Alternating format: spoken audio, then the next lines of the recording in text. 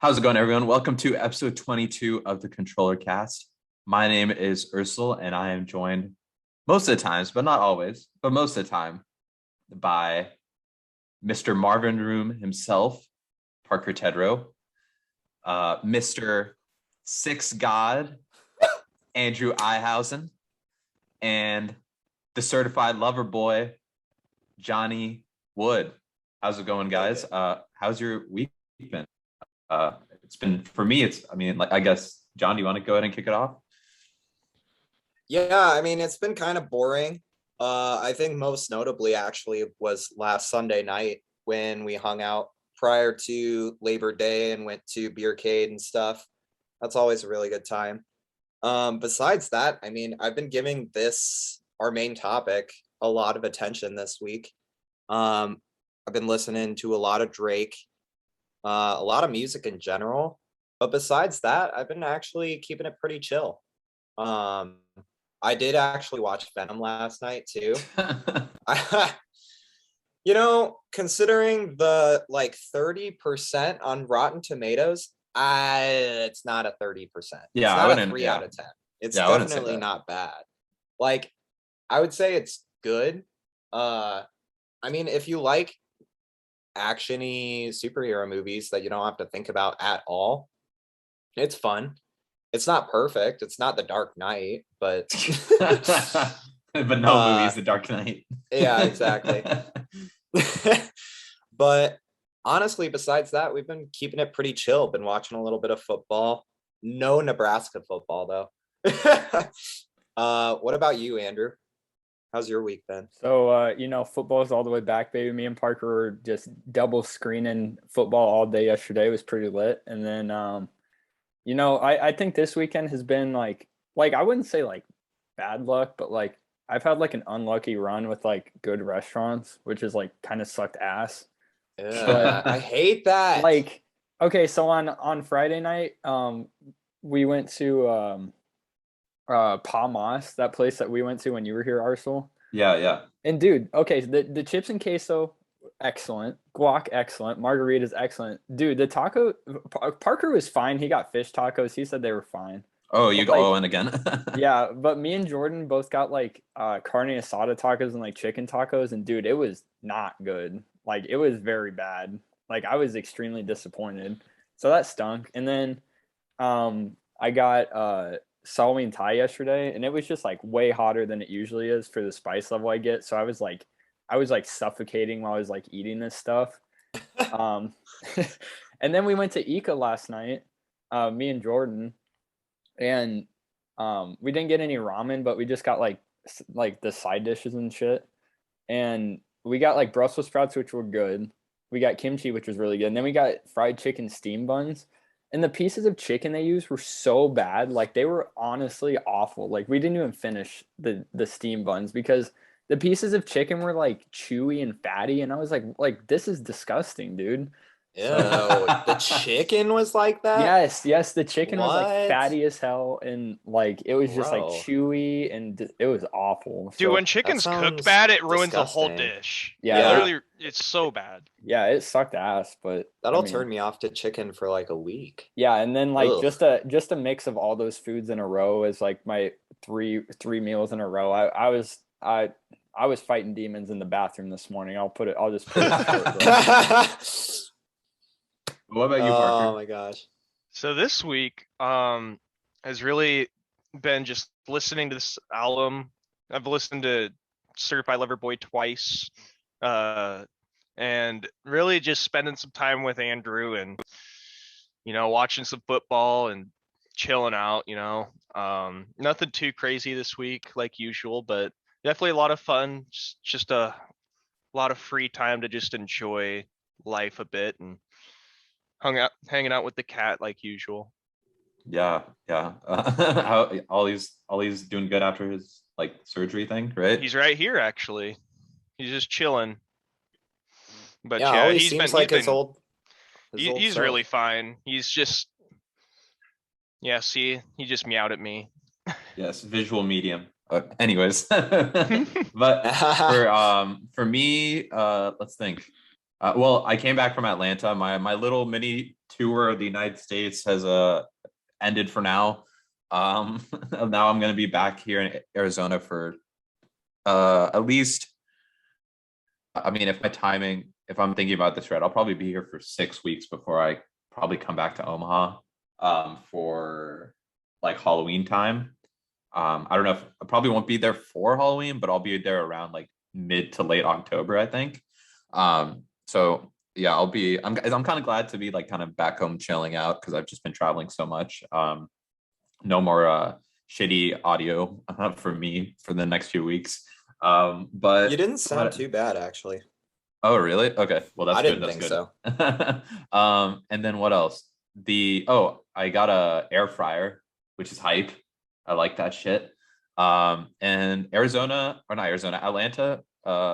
overall pretty fun. Like just that's like the fried chicken, one of the fried chicken capitals. Had a lot of good fried chicken there. And I usually have not been going to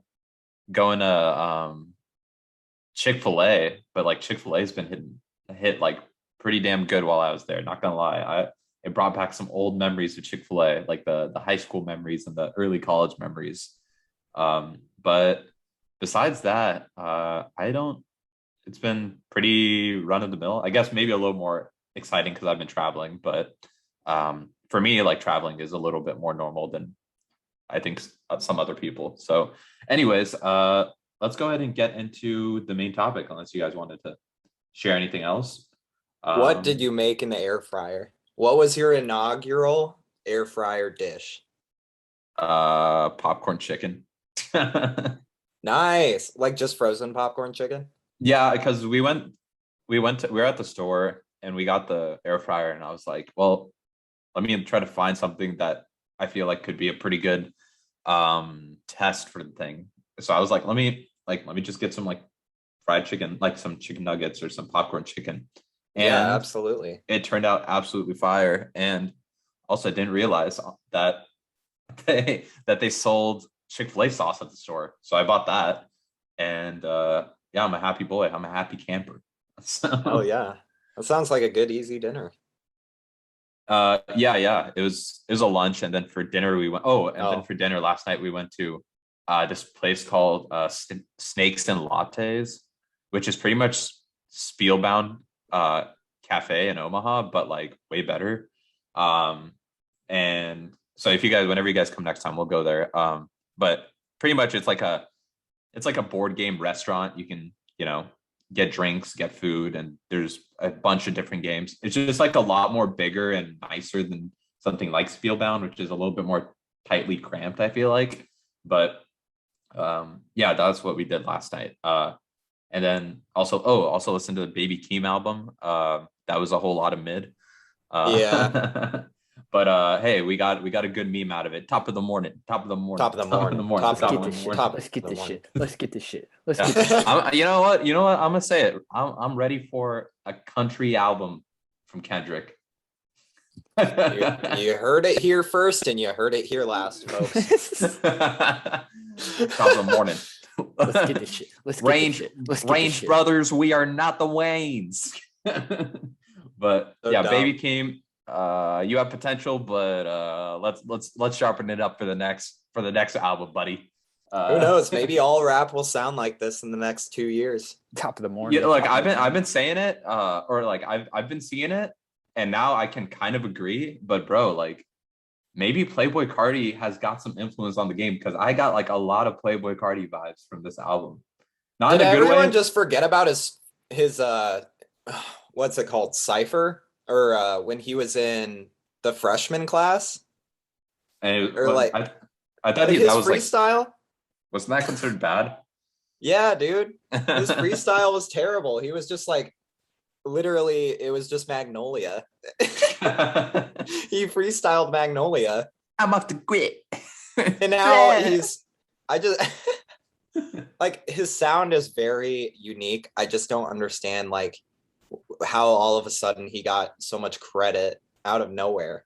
I was like literally saying this comment yesterday on Reddit that like the Playboy Cardi fan base is like at the level of like of like strong devotion as like the Kanye West fan base and like the like Frank Ocean fan base. I was like, that is some that's some That's company. That's scary. quite the company to put Playboy Cardi up there with. They're Yeah. cap a lot. Doesn't he have Yeah. like 2 albums? Yeah, he has 2 albums, I think. One of which is not that great. I don't know. People are, like I said, maybe we got to do an episode on A Whole Lot of Red because just listen and don't I think we do. me. Count Capula.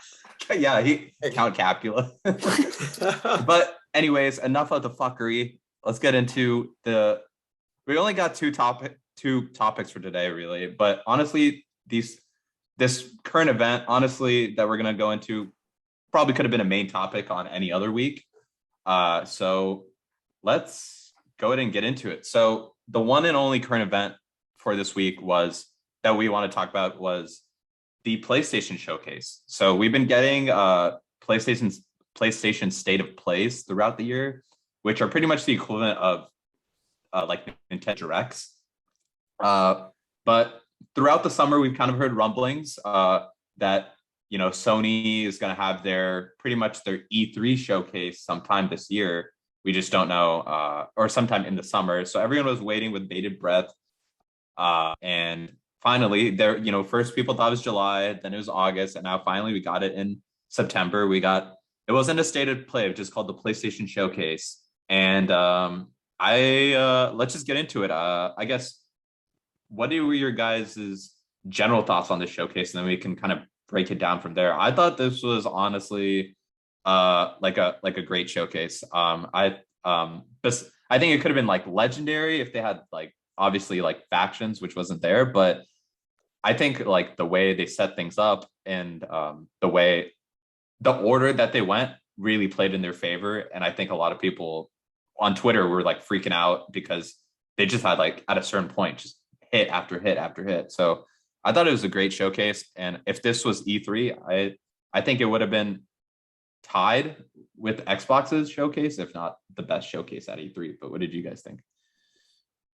Yeah, I mean, I actually thought it was better than their E3 stuff.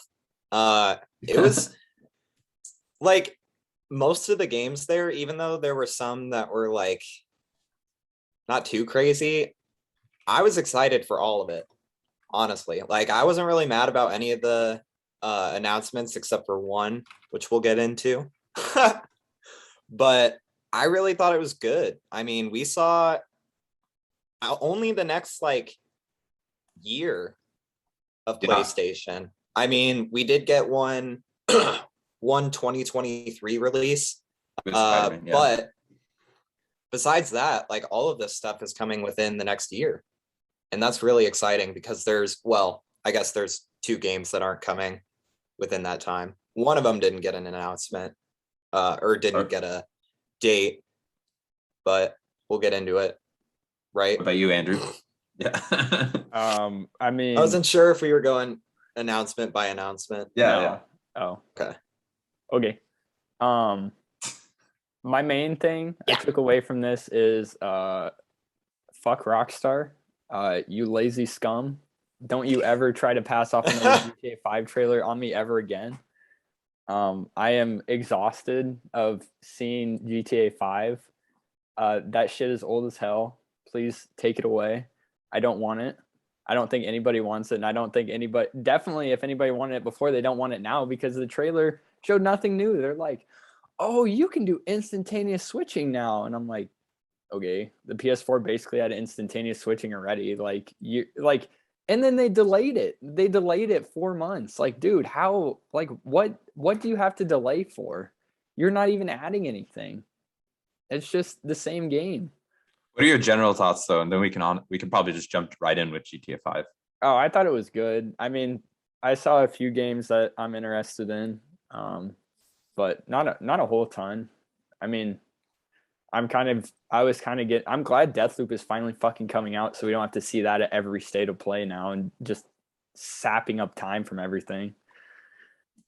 Yeah. So I guess, yeah, like Andrew, go ahead and continue with your rant. Let's just start off with GTA 5 because I feel like that's probably the elephant in the room, for all of Well, us. it's just like, dude, the general discourse on the internet and on everything is just like everybody's just exhausted of GTA 5. Like, I don't think there's a single person that wants this game to be remastered instead of a new game coming out. Like, it's just exhausting. Like, dude, you've sold 123 million copies of this game. Just retire it, rest it. Like, let it rest, please. Give us something new. And it's not like this game sold 120 million and it came out like, I don't know, like 2017. It came out in 2013, dude. We were like freshmen in high school when this game came out. And now we're like a year and a half out of college and it's still the most recent GTA game. Like, bro, come on. One thing I will say is that if it is worth it, if it is worth the upgrade, the marketing is terrible because nothing they've shown us looks that great. I mean, I can't even tell if it's 60 frames per second or not. I'm sure the trailer is, but have they said specifically that it will be 60 FPS or like that there will be I don't know, ray tracing and stuff in it?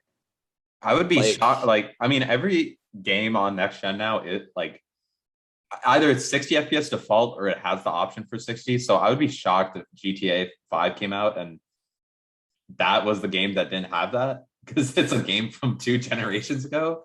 So I feel like that's like that has to be it a thing. has to be, Well, right? and Like the thing that I don't get is like nobody's playing GTA still for the single player. You're playing the online and the fucking online is free. The online's going to be free. So like what? Like I don't get it. Like do they actually think they're going to sell a bunch of copies of the single player story? Cuz I'm not going to buy the single player. I only play the online version. yeah, I'm I not, don't yeah. yeah, like I'm confused by it because like are they gonna they need to probably offer just a free upgrade to existing owners of the game because yeah I don't it's like if you have GTA 5 already or like if you don't have GTA 5 you probably don't have any intention of picking it up anyways Yeah. or It's if been you out for 8 years. Like if yeah you haven't bought it by now, you're not buying it, dude. yeah or if you have GTA 5 like you're not like you say you're not going to play it for the campaign anymore like if there's a free upgrade then maybe I'll check out the campaign again just to see how it is in 60 fps but am I going to put out even more money at this point when all my attention is dedicated towards the online of the game and we know the online is free Well, it's just and it's not yeah like anybody on, especially on PlayStation, no one's like gonna like pay for GTA Online because okay, so for the first 3 months from when it launches, it's free for PlayStation Plus users. You have to have PlayStation Plus to play online. So that's literally every single PlayStation GTA Online user is just gonna get it for free. So it's like why even bother remastering the single player? Like nobody cares. Like I'm not gonna play that shit through for like the fifth time. yeah Like my it's not biggest even that good of a story. yeah my thing that I'm upset with it about is like I feel like it's getting way too much fucking attention like bro this is the second year in a row where we've gotten GTA 5 as like it is taking up time at a showcase like a marquee showcase Yes. and like they're hyping the shit out of it. Grand Theft Auto 5 expanded and enhanced edition like okay what is different like I was thinking they're about to say yo bro this thing's about to have VR support like or like or like we're about to get like GTA roleplay like in online like it's going to get integrated into like console like into the PS5 or Xbox or Yeah. Series X like some big thing and at the end of the day like yeah I'm going to love that 60 FPS is a GTA Online because it barely hits 30 like on the PS4 version it's pretty smooth if you play it in backwards compat version on PS5 but that's pretty much it and like I don't know like John do you want to jump back in I know Yeah, you it's just, I definitely mean, thought it stinky. I did. It was a stinky announcement, the only stinky announcement I thought. Let me see. Yeah, I think that was the only stinky one. Besides maybe the Uncharted remake again. There's going to be another remaster of Uncharted. I'm not like super mad about that because it's also coming to PC, which I think is pretty cool for PC people. That's also the But first re-release of Uncharted. Like, Yeah, but- I mean, yeah. Mhm. that's pretty. And is Uncharted 4 going to be included in it? Yeah. It's Uncharted 4 and Uncharted Lost Lost Legacy. Legacy. So the two PS4 ones. And one of them you can get for Oh. free.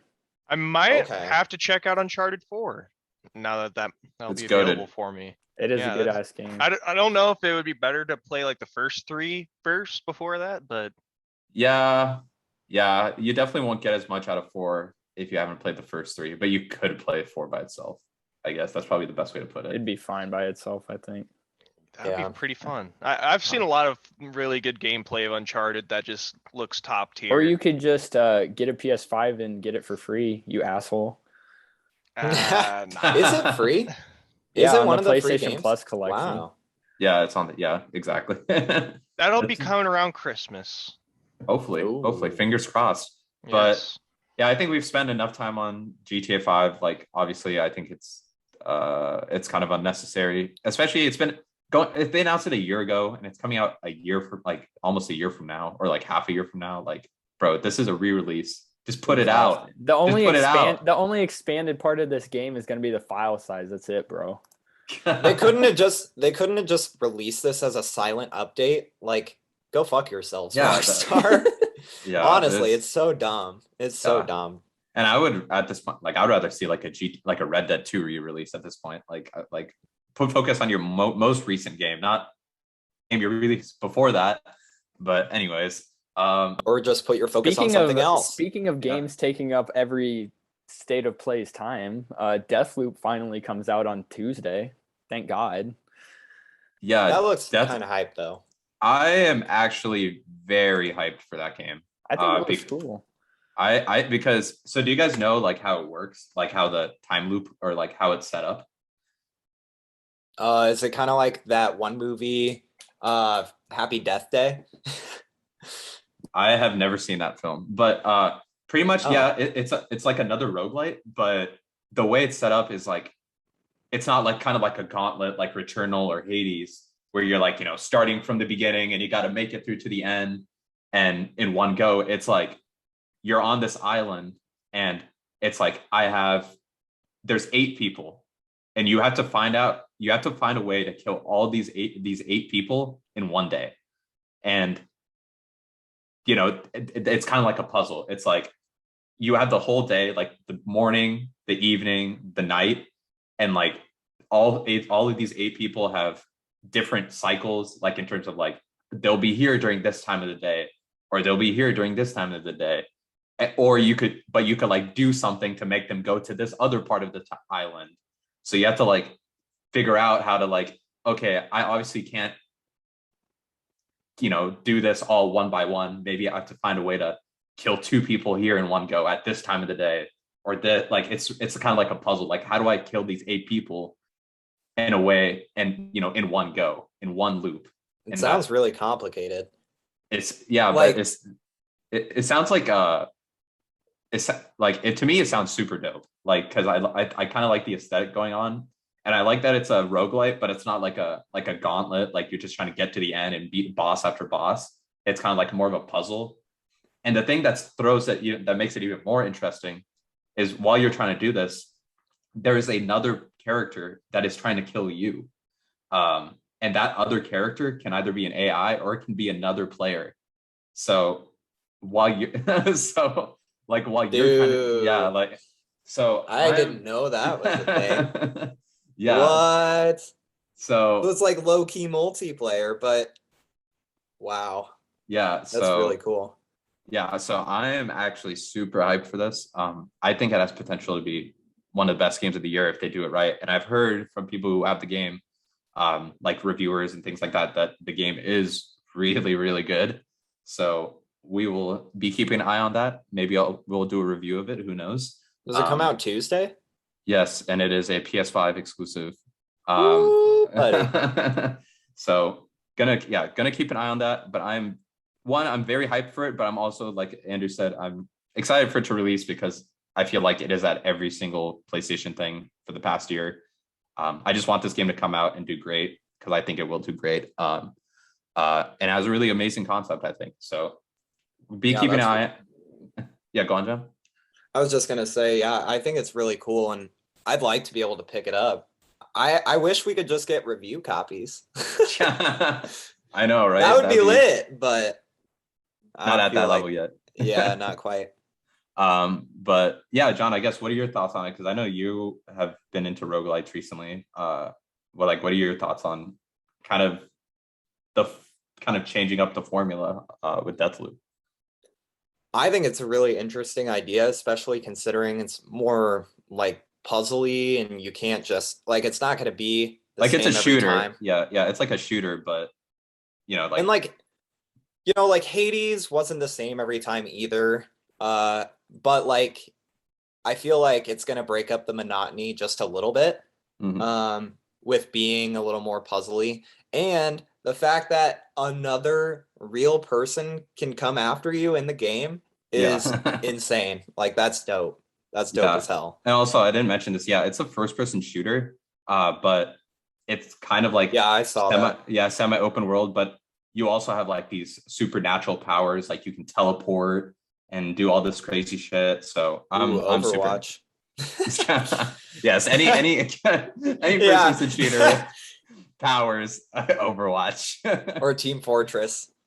But yeah, Team it kind of Fortress has that 2. it kind of has that aesthetic though, I won't lie. Yeah. But anyways, moving on from Deathloop, let's kind of reel it back to the first thing they showed at the press conference. And this was, I feel like a lot of people have not been talking about this, and I feel like as much as some of the other things, which is fair because there's a lot of big bombs in this whole showcase, but we are getting a Knights of the Old Republic remake for PS5, which it's I don't know when it's coming out. I don't know if they gave a release date, but this is to me like this was probably like a top 3 announcement at the show because look, Knights of the Old Republic, the original game, it came out I think around in 2001, and it is regarded as like one of the greatest games of all time. Also, it's regarded to have the best Star Wars story in any medium. Like not just like, oh, this is the best Star Wars story for a game. It's like this is the best Star Wars story, period.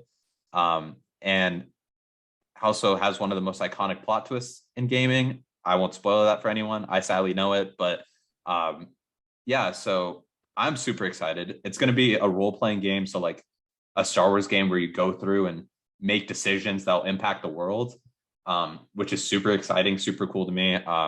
But yeah, what are your guys' thoughts on guess getting a Knights of the Old Republic remake? Are you excited for this? Will you be checking it out? And what are your I guess what's your history with Knights of the Old Republic? What have you heard about it? John, how about you start us off? Yeah, I'm really excited about this one, especially because the graphics on just what we were shown looks insane. I have heard a little bit about like the Knights of the Old Republic story just from like Star Wars fan theory videos and shit. Darth Revan. But yeah, because apparently Darth Revan is like the Sith Lord, like the OG. But other than that, I don't really know a whole lot about Knights of the Old Republic. I don't really know like how it's supposed to play. You said it's like an RPG. Is it like uh is it like World of Warcraft style, or what does it look like? So I think the original was kind of like World of Warcraft style, but I think they're rebuilding this one so that it's going to be more like action. Like I think when I was kind of speaking about RPG, I was kind of more thinking about the fact of like you're going to have like you're going to be able to make your own choices and like shape the outcome of the story. Okay. That's cool. I mean, that's a really interesting idea, especially like were you able to do that in the first version? Because that makes me think they're really putting a lot of time and work into this, Yeah, which yeah. is awesome. So like without going into spoilers, like the one thing I know is like uh once the twist happens, you could pretty much like from there the game can completely change depending on how you quote unquote probably react to that twist. Um the game could go in completely divergent paths and change the rest of the game is completely different, depending on how you react to that. So like that's like the level of like decision making we're talking about here. That's cool. Like that makes me think it's going to be like an Infamous kind of thing. That could be really cool though. I'd be really excited to see it. I hope that it's like I hope it looks as good as the little tiny bit we saw. And I'm sure it will be. Considering the story is as good as I've heard and like what you're saying, if it holds up in this remake, then I mean it could be a top tier game. I mean, I'm excited to pick it up. I'm definitely gonna pick it up if it gets decent reviews. I mean, yeah, what like about you? I was What gonna say, about you, like, Andrew? I can't imagine it having bad reviews when the first one is considered like one of the greatest games ever. Right, right. So that's like almost like a guaranteed banger that we're getting. Like, unless they just completely fuck it up technically or something. I don't know. But I can Andrew, see what it. about you? I don't know. I mean, I haven't Hopefully played the not. original one, so I'm very interested in this one. Just because of the name recognition that comes along with the game, and just like you said, it being one of the greatest games ever. I mean, I'll definitely pick it up. I mean, I love Star Wars stuff, so well, I like Star Wars stuff. Lately, I haven't loved it, Lately. but I mean, I'm interested in it for sure. Parker, are you going to be picking this one up if it ever like comes out on PC or when you get a PS5? I want to see the kind of reviews first on it. I doubt that it would like just completely flop, but just in the case it does, I don't want to say I'm getting it just yet. Because a lot of times when there's like a first game, that brings a lot of huge expectations to the second. And sometimes that can disappoint a lot of people. So I want to see how that kind of shakes out first. Well, it's not the second game; it's a remake. Interesting. Yeah, that they would have to, like you said, Ars, they'd have to really f it up technically or like really badly to, yeah. Then honestly, I have to check out some more reviews and see what the hype's all about then. All right, so moving on from there, John, I wanted to get your like kind of circle back to this because I know we talked about this, but any updated thoughts on the Guardians of the Galaxy game coming out? We're getting that next month actually, so thoughts on that? I'm kind of neutral about it. Like I don't know, I feel like it could go either way. I feel like all it would need to change my trust on this game was if Insomniac was making it. like Honestly, that's what I'm thinking, dude, because every Marvel game that hasn't come from Insomniac's been kind of stinky. So Yeah. I don't have high hopes. I love the Guardians of the Galaxy characters, but like Square Enix, do I trust Square Enix? I don't know. Yeah, I don't play a lot of Square Enix games anyway. After not Spider-Man, after the Avengers, it's like, did they make that game too, Square Enix? Yeah, pretty much, yes. Like it's kind of like a Nintendo situation. Like there's a lot of like Square Enix is like a publisher at the end of the day, and there's like they have a lot of developers underneath it, but it's coming from the same camp of people. To say, but I don't know. I feel like this is looking like a fat like a 7 out of 10 kind of thing. Like yeah. I don't know. That's what it doesn't look like it's going to be like the greatest game of all time or anything by any means. Yeah. And it's like, is it just going to be a story game? Because I haven't seen a whole lot about like if it's going to be multiplayer or story based. Yeah. There's going to be it's going to be completely single player, which I'm kind of surprised about because I feel like this game would have worked well in a co-op situation. But I don't know. I thought also, Andrew, I want to hear your thoughts because I know you thought I know you thought the writing was pretty cringy. So do you have any other things to share? Well, it's like Guardians of the Galaxy's humor like works in the movies, but like I feel like this video game is just like the trailer just made it seem like they're just trying too hard. Like there were a lot of times in the trailer I was just like I like visibly shivered. I was like, holy shit, this is some of the worst writing I've ever heard. And I've seen Guardians of the Galaxy 1 and 2, and they're not really my favorites. I mean, I think the humor Same. to an extent is decent, but some of it's just a little like they're trying too hard, even in the movies. So it's like with this game, like knowing that's probably going to be a bucket of dog shit like Avengers was, like it doesn't help at all. Yeah, to me, I think the movies get away with it because it's like, okay, that was the first time we're seeing these characters and things like that. But then the game, the humor seems pretty similar, but it just feels like kind of like imitation. You know, like it's like kind of there, but it's maybe missing it just by a little bit. But yeah, Slightly soulless and unfunny. I'm just but, kidding. I'm being harsh. Yeah, but... and it's kind of like the same thing as the Avengers, where it's like it's clear that they're modeled after the Guardians of the Galaxy from the movies, but like they're not like completely the same. So it looks kind of like B-rate.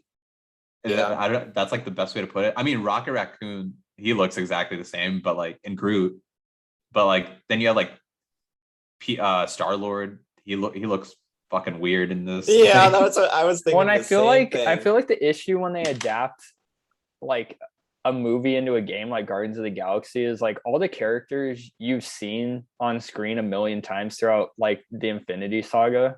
So it's like you recognize that face.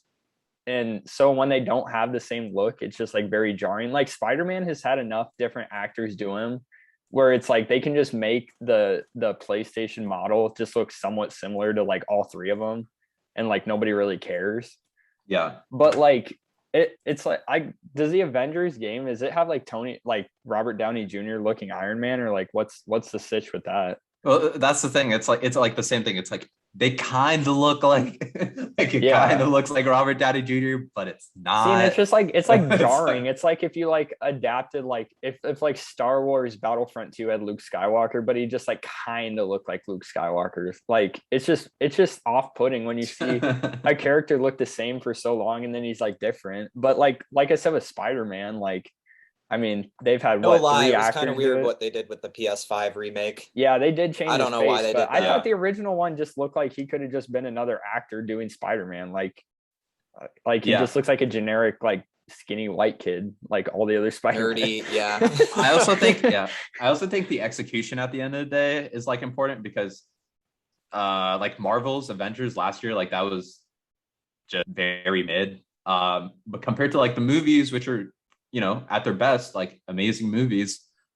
Whereas like Spider-Man, they can like kind of get away with that as well. But I also think, I don't know if this is a hot take, I also think Spider-Man 2018 is probably like the best adaptation or like the best Spider-Man storyline of any Spider-Man thing I've seen. So like I think they can also get away with that because the execution is so good on Insomniac's end. But I guess let's keep it rolling. How about Andrew or John? I feel like you guys might be able to talk more about this, but kind of go off on GT7. I mean, it's just Gran Turismo. Just it looks like gonna GT5. look better. Yeah.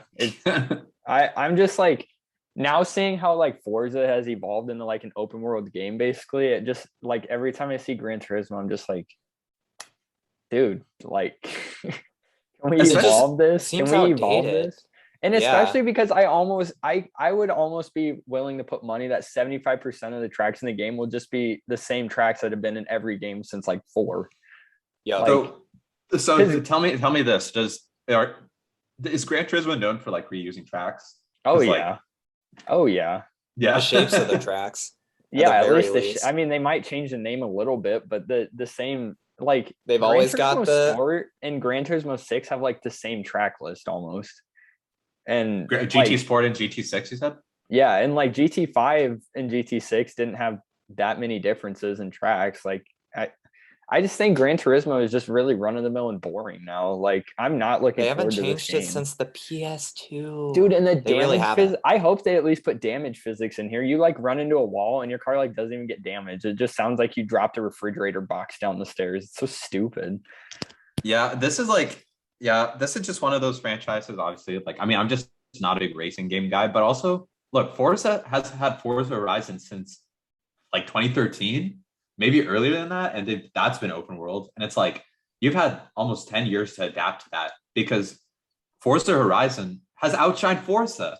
Like the spinoff is Yeah, way Forza more- Horizon is yeah. like where Gran Turismo should be, but Gran Turismo is weird because it's like one of Sony's like most notable franchises. It's one of their best and it's yeah. just stagnant as hell. Yeah, But Gran Turismo 3 was one of the best-selling games of all time. And Gran Turismo 5, when it came out on PS3, was like one of like the all-time best-looking games, most fun games on the PS3. And then they just like they're like, It was oh, the that worked. perfect version of all that was Yeah, before it, like, but oh, they that haven't changed it. Gran Turismo 5 worked. Let's just do the same game over and over and over again. Like nobody will notice, but everybody Yeah. notices now.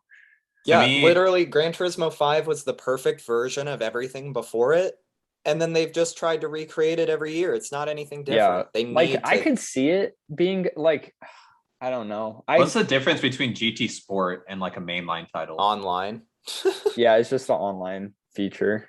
It's just Um, like everything's online. It's like I want to give Gran Turismo 7 a chance, but I hate buying the same game over and over and over again. Like I You have might a as well feeling play it's- real racing on your fucking iPhone. Yeah, like because it's the same thing.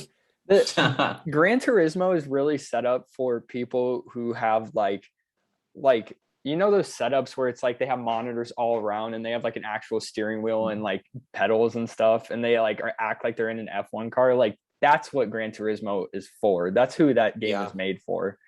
Yeah, But I because I've wanna heard give it's it a like a very chance. good. Because it's a very relaxing like driving simulator. Like it's kind of like no frills. The music's always chill. The menus are really satisfying to move through and stuff. It's just like I don't know. Like Gran Turismo Sport really sucked, and they focused too hard on like multiplayer experience. And I'm like, I just want to like relax and play this game. I kind of hate playing online on Gran Turismo, but Yeah, and my But- memory might not be serving me right, but I feel like Gran Turismo 5 just as good as any game that's come out since. oh, Gran on the Turismo 5, you could PS3. re-release it. I on feel like PS3. I feel like 7 looked really good, but It looked like good, from what they but showed. Gran Turismo Sport also looks really good. Like it's They it's all just look really really good. annoying. Yeah, like dude, you could release Gran Turismo 5 like today and put 7 on it, and probably like 90% of people wouldn't even notice just because it still holds up so well. Because racing games just look amazing because they're racing Yeah, games. because they're racing games Right. and they have to render like 6 meters of distance at a time. Yeah, Gran Turismo games really remind me of like arcade kind of racing games where your car never gets damaged. It kind of feels unrealistic, but Gran Turismo just seems like a higher quality version of that. Or like It's a- very it's much just like empty. it's very much like a simulation. I think that's kind of like Well, yeah, its- that's what their whole tagline is. I think Yeah. it's like the real driving racing simulator. Yeah, Yeah. some shit like that. But you know what the shocking thing about it is for there's such long gaps between Gran Turismo games. Like GT5 was what 2011, and then 6 was 2014, and then Takes them Like- almost generations to make them. it takes some years. Like for Well, like they I think, need like generations in between so the game actually looks different. yeah. Like I'm very curious about why it takes so long to make GT games, but to me at the end of the day, I would say I view GT as like Sony's Pokemon, that like super high selling like like this it's gonna sell like hotcakes. It's gonna be one of their like best selling games, 10 to 20 million copies like sold, but probably more. But it's like stagnant as fuck. Like It is stagnant. is. Maybe like Polyphony can take over Pokemon and Game Freak can take over Gran Turismo for a couple of years and just see what happens. Probably nothing. Yeah. Probably nothing. They'll both be still dog shit stagnant franchises. It's fine. Yes. All right. So moving on. I'm trying to think how we should tackle the order of this. No, let's go in chronological order. Let's go with the kind of the biggest surprise of the night, at least me, was we're getting another Insomniac game. And it is going to be fucking Wolverine, which was like, when I first saw the Insomniac logo, I was like, okay, they're showing off Spider-Man 2. And I was like, but this is kind of weird. Like, we got a bar setting. Like, what are we getting here? And then the claws came out. I was like, what? I was like, holy shit. This I'm I super did hyped for not expect that. this. I'm not That as was the hyped. last thing I expected.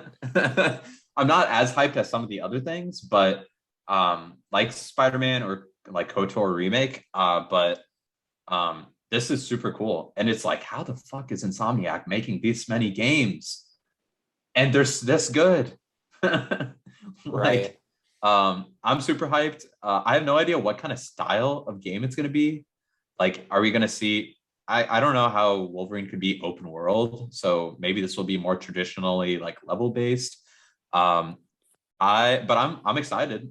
We don't know much about it, obviously, but what are your guys' kind of general thoughts? I know we can't. There's not really much to go into, but thoughts on Wolverine. I have a I- feeling it's gonna be the same situation where I'm used to seeing Hugh Jackman as Wolverine, and they're gonna have someone that doesn't look like him. like I hope it doesn't suffer from that, and I think Insomniac knows better and knows how to like make it look as similar as possible, and make it seem familiar. Just because, I mean, fuck, it's Insomniac, man. Like, What about you, John? I'm excited for it. I mean, like, I'm excited for it because it's being made by Insomniac and they've been pretty much hitting everything out of the park lately. But at the same time, I just think Wolverine as a superhero isn't that interesting. It might just be me. I don't know. I just Have you seen Logan? no. You should watch Logan. Maybe I will. Is It's it rated a R. Wolverine movie? Yeah, it's like The Hugh newest Jackman's. one? Yeah, it's Hugh Jackman's like final Wolverine film. Oh, But yeah, I haven't seen it's like talked about in the same breath as like The Dark Knight. really? Like if you see like a top 5 greatest superhero movies of all time, I would guarantee like most lists you look up, Logan will be like in the top 3. Wow. Man, I might have to check that out. It's 'cause rated that'll R. probably get me a lot more hyped. And Yeah. I was gonna say, rated R, this kind of looks like it's got like a rated M vibe because of that bar scene. I mean, the claws look, I don't know. There's no way that it can't be like slash them and crashing them. dude, it was badass It's gonna seeing be, just like the claw just like fly out in the trailer. That was sick. Yeah, I want them to give it like a Logan treatment, like make it bloody as fuck. Like Logan is That's what I'm is expecting. gruesome. Like that, like Logan is one of the most goriest fucking films I've seen, if I can think. Like it is bloody as shit. Like they did not hold anything back in that film. So I want I want them to get that violent in this game. And I feel like Wolverine is like definitely like I don't want him to kill someone in the game and his arms don't fly off. I want to see blood Right. squirting out. True. I want to see Suicide Squad levels of blood. Do you remember on If like for some reason it's T, it's not going to be a good game. do you remember on like Black Ops 1 where you could turn off violence and it would like instead of blood it was like feathers flying out when you would like shoot people? I did not know that because I never turned off the gore. Maybe damn, I did not Damn, know you that. Well, you were the more you know. radicalized as a child. Yeah, I'm just kidding. I had it on. It was like when I go to other people's houses and their parents would make them like turn on the violence filter, and it'd be like you like shoot someone, there's like chicken feathers fly out of them. damn. I Black Ops 1. I played so much I never knew that. That's crazy. Yeah, I actually turned that on. But I think I turned it on so that my neighbor could play with me. yes, this game is exactly the same, but as long as it's feathers instead of blood. Yeah, there's It's all still good. the F-bombs and Yeah, exactly. But anyways, keeping it rolling with the Insomniac train though, the thing that I'm the most hyped about after the show, maybe you guys could share the same sentiment, I don't know, is another Insomniac game, obviously. And we are getting Spider-Man 2. Spider-Man 2 got announced. And the trailer, the main person that's like narrating over it is like Kraven the Hunter. And we see like Spider-Man and Miles like kicking ass together. And then at the very end of the trailer, we get Venom. And so couple things to add, like notes to add that trailer was supposedly in engine, so very potentially that might be what the graphics look like, which would be amazing. And also, I just want to give my thoughts. This literally, I was watching this on the car ride to the airport, and like I had to contain my like excitement when I saw Venom pop out. I was like, I did the steaky, like I did the steaky face like in the car. Like I was like, Yes. and I was like because okay, so I think I've talked about it before. Spider-Man is up there with Batman as like my favorite superheroes. And I think like hands down, the black suit / Venom storyline is like probably like one of the most like iconic storylines in comic book character history. And it's probably like in my opinion, the best, like one of the best storylines in Spider-Man. Cause I think it's just super cool. Like the whole black suit, like Spider-Man gets it first and then it goes to Eddie Brock, and like they're almost like two sides of the same coin, Spider-Man and Venom. And I wanted to see this storyline done. Like I know Insomniac is going to do the storyline justice, and I love Venom. Obviously, I'm not the biggest fan of the movie that came out, but that's like an anomaly to me. It's kind of weird. But it's kind of good. No, like I don't. I know it's funny because you literally talked. Is that why you watched it? By the way, is that why you watched Venom? Yeah, actually, it is why I watched it. Dude, he's literally Venom in Venom. The movie is like Hulk, basically. That's like all he is. It's like he's kind of like comedic in the film. That's why I was kind of like, I don't know. I like when Venom is like kind of creepy. But what are your guys' thoughts? Because this is without a doubt the thing that I'm most hyped for, and it's not even that far away. It's 2023, so dude, it might come out before Breath of the Wild 2. Who knows? Yeah, who knows? Honestly, but, what are you guys' thoughts on this? Because I'm super fucking hyped for this. Like this is probably my most anticipated game right now. I actually really love the Venom movie. Like that was actually one of my favorite Marvels, just because of the. I feel like there's Tom Hardy's just like the perfect role in everything he plays. Like I absolutely loved the movie, so I feel like if they have the game come out, I will be definitely interested, because just the concept of Venom just is very intriguing. I love it. I hope you have a PS5 by then. I hope so. 2023? Yes. That's a long ways away. I have a feeling though that it'll be like December or November 2023, like end of the year. But who knows? I mean, we got shown John, decent amount, I thought. Talk to us about it. Dude, I'm excited. I'm really excited to see what Spider-Man 2 is going to be about. Obviously, I had my unfortunate loss of a save file with the first game, 2018. So I didn't actually get to finish it, but I got to, watch like YouTube videos to finish it. And I thought the story was incredible for a video game. And Spider-Man is amazing in general. Like, I felt like the video game really was kind of like the Tobey Maguire Spider-Man universe, mixed with the Amazing Spider-Man universe, but like those two meshed in like the perfect way possible. And who knows, maybe with No Way Home coming out, it'll seem even more like the video game, because it almost looks like the video game to me. Like shit's hitting the fan. Every one of Spider-Man's arch nemesis is coming out. Like it's insane. It's like the thing now to have multiple Spider-Men or like because we're gonna have Miles and Peter in 2. And the fact that like the video game may have started that idea. I mean, okay, I think Marvel had the multiverse thing in their back pocket for a really long time, but they're starting it off with Spider-Man. I don't think it's by accident, but it was also made by Sony. I just don't know how much, Marvel has its hands in that, because it is like, it's a Sony property, but it's directly within the MCU. But I mean, that's another conversation, but I'm super excited. I love Venom. He looks badass.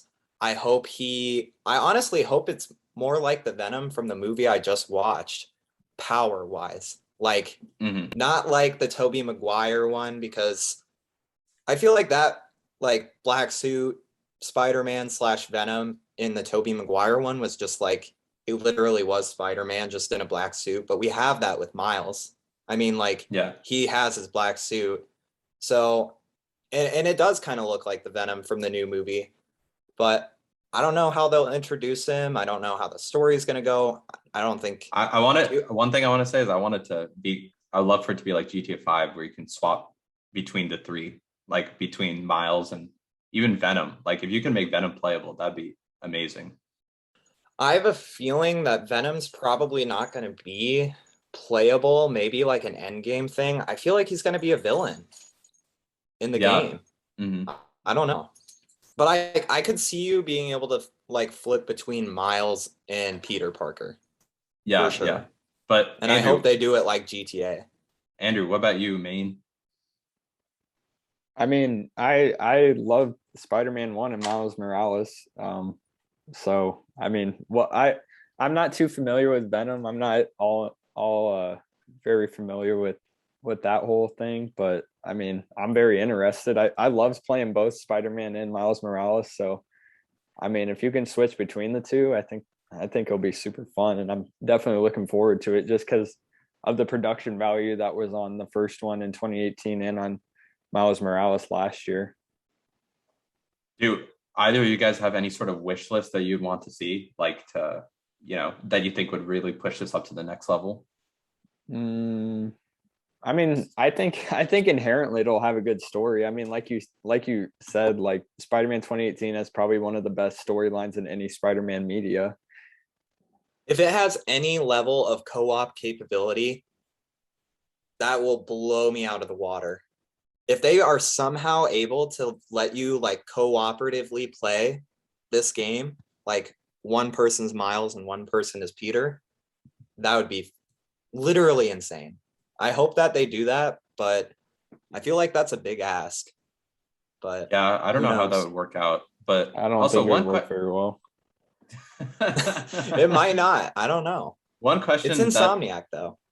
I want to ask, actually, it kind of made me think is, do you guys think that there's some like behind the scenes like Sony is pretty in bed, like in the gaming division too with Disney? Because we're also, like we're getting a Star Wars remake that's going to be PlayStation exclusive. And we're also obviously Spider-Man and now Wolverine. Like, do you think there's some kind of some fuckery going on? Andrew, what? I don't know if there's fuckery going on, but I think Disney probably looks and is like, oh, what console should we go with? The PlayStation 5 that's breaking records, or the Xbox that's like, are they even making Xbox Series X's anymore? Hey, they did give Xbox Indiana Jones. Yeah. Yeah. Yeah. I forgot had that Indiana 10 Jones years ago with existed Naughty until you Dog. just told me that. Not, Uncharted. Yeah, they gave Xbox the franchise that's been dead for like 10 years, so that's good. Awesome. Anyways, I mean, I think Disney likes making money, and PlayStation's making money when they make Marvel games, so why not? Yeah. So I guess final thing we're going to talk about is God of War finally revealed. God of War 2 finally revealed. It's funny because for the longest time, the developers were kind of trying to hint that this wasn't the name of the game, that it wasn't called God of War Ragnarok, and now it is called God of War Ragnarok. I was thinking it was going to be called something else, but yeah, it's finally announced, finally shown off. I'm excited for it, not as excited as some of the other things. Main reason being that it looks very similar to God of War 2018. I don't think that's a bad thing because God of War 2018 was such an amazing game. I know a lot of people consider it one of the greatest games of all time. And it looks like it's going to be continuing like almost pretty much directly after the 2018's end. So that's very exciting. Obviously, I think John mentioned to us that this is going to be the last game in the Norse saga, which makes sense because it's called Ragnarok. So like Ragnarok signifies the end of all things Norse.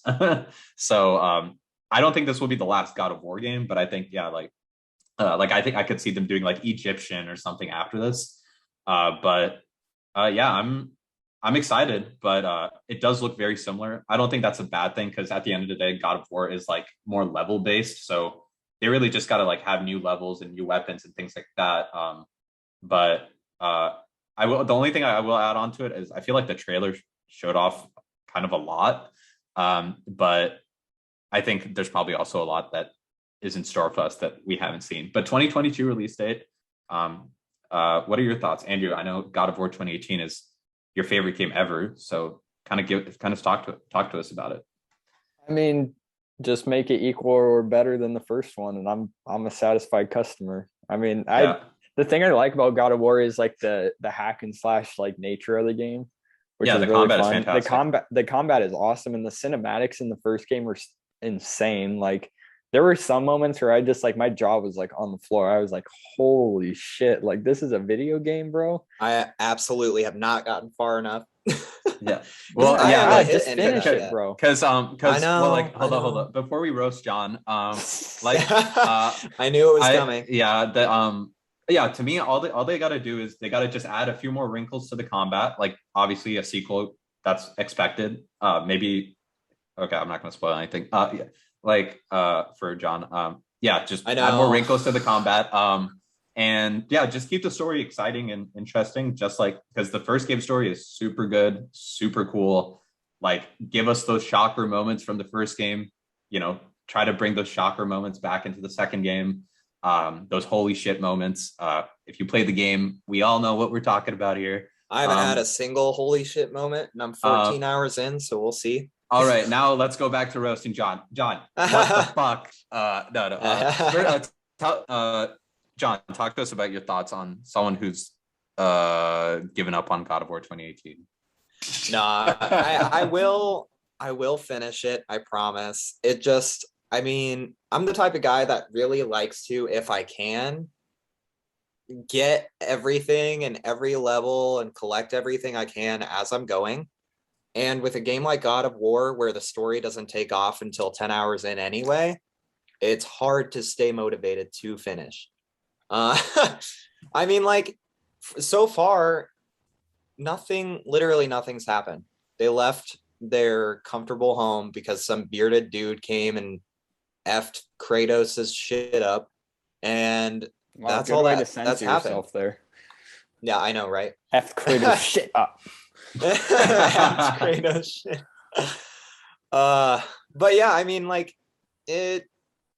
I know there's stuff that I've done in the game that I probably could have skipped to just, keep going on the story, but it doesn't do a great job of explaining itself at first.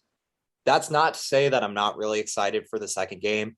I trust you guys and I trust the gaming community when they say that God of War is one of the best games of all time. I just need to nut up and finish it, and it's going to happen. Especially now that I've been publicly called out on the pod, it will happen. Yeah. I think once it happens, I'll be a lot more hyped for Ragnarok. But at the moment, I kind of agree where it looks very similar to the first graphically and stuff, which is fine. It looks beautiful, especially on PS5 and 60 FPS. But I don't know what to expect from this. I think I know we've talked about this on record or off record, but I think for like, because I know you like to play games like with like Casey and like you guys obviously like doing other things too, like watching TV shows, going out, all that stuff. And you have a dog and you guys are busy. Like I think the time you have, I think you should just beeline the story. I probably should. I would say I would say is if you do want to do the side stuff, right? I think you should do that like when you're not playing with Casey, because that's stuff like that. That's what, because sometimes like when I'm playing games with Tana, right, and I'm just trying to do side stuff, like I'll just do the side stuff on my own because it's like she's there for the story, right? So it's like we'll play through the story together, the stuff that matters, but like like that really matters, but the side stuff I might just do by myself. So That's really smart. so But like in the Island of Nine or the Lake of Nine, it literally doesn't explain to you that you're not supposed to like actually explore that much. But we did like everything in the Lake of Nine. I was fighting level 5 enemies when I was level 1, and it took me like 10-15 minutes of dodging to beat them. Like it yeah, was that's why the game. That's why you're 13 hours in and you're as far as you are exactly because you don't need to be doing that. exactly, but it doesn't explain that you're not supposed to do that. It just throws you into this massive area, and it's like, here you go.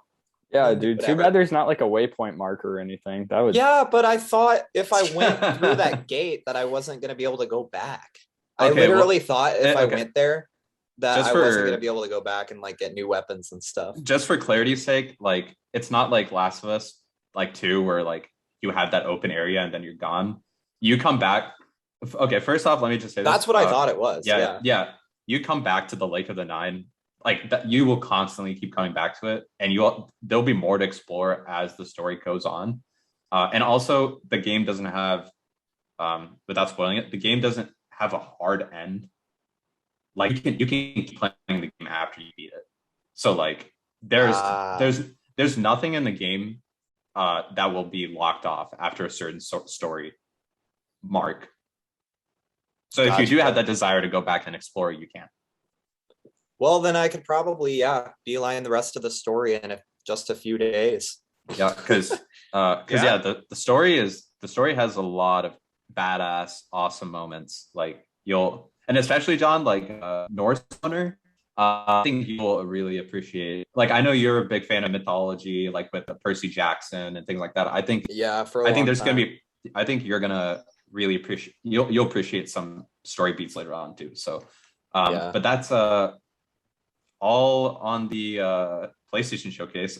We spent a lot of time on it, but like I said, it's pretty much a double main topic episode this week. But now we can go ahead and get into the main topic. So, all right. So getting into the main topic, we're going to be talking about the newest release from none other than the Sixth God, Champagne Poppy,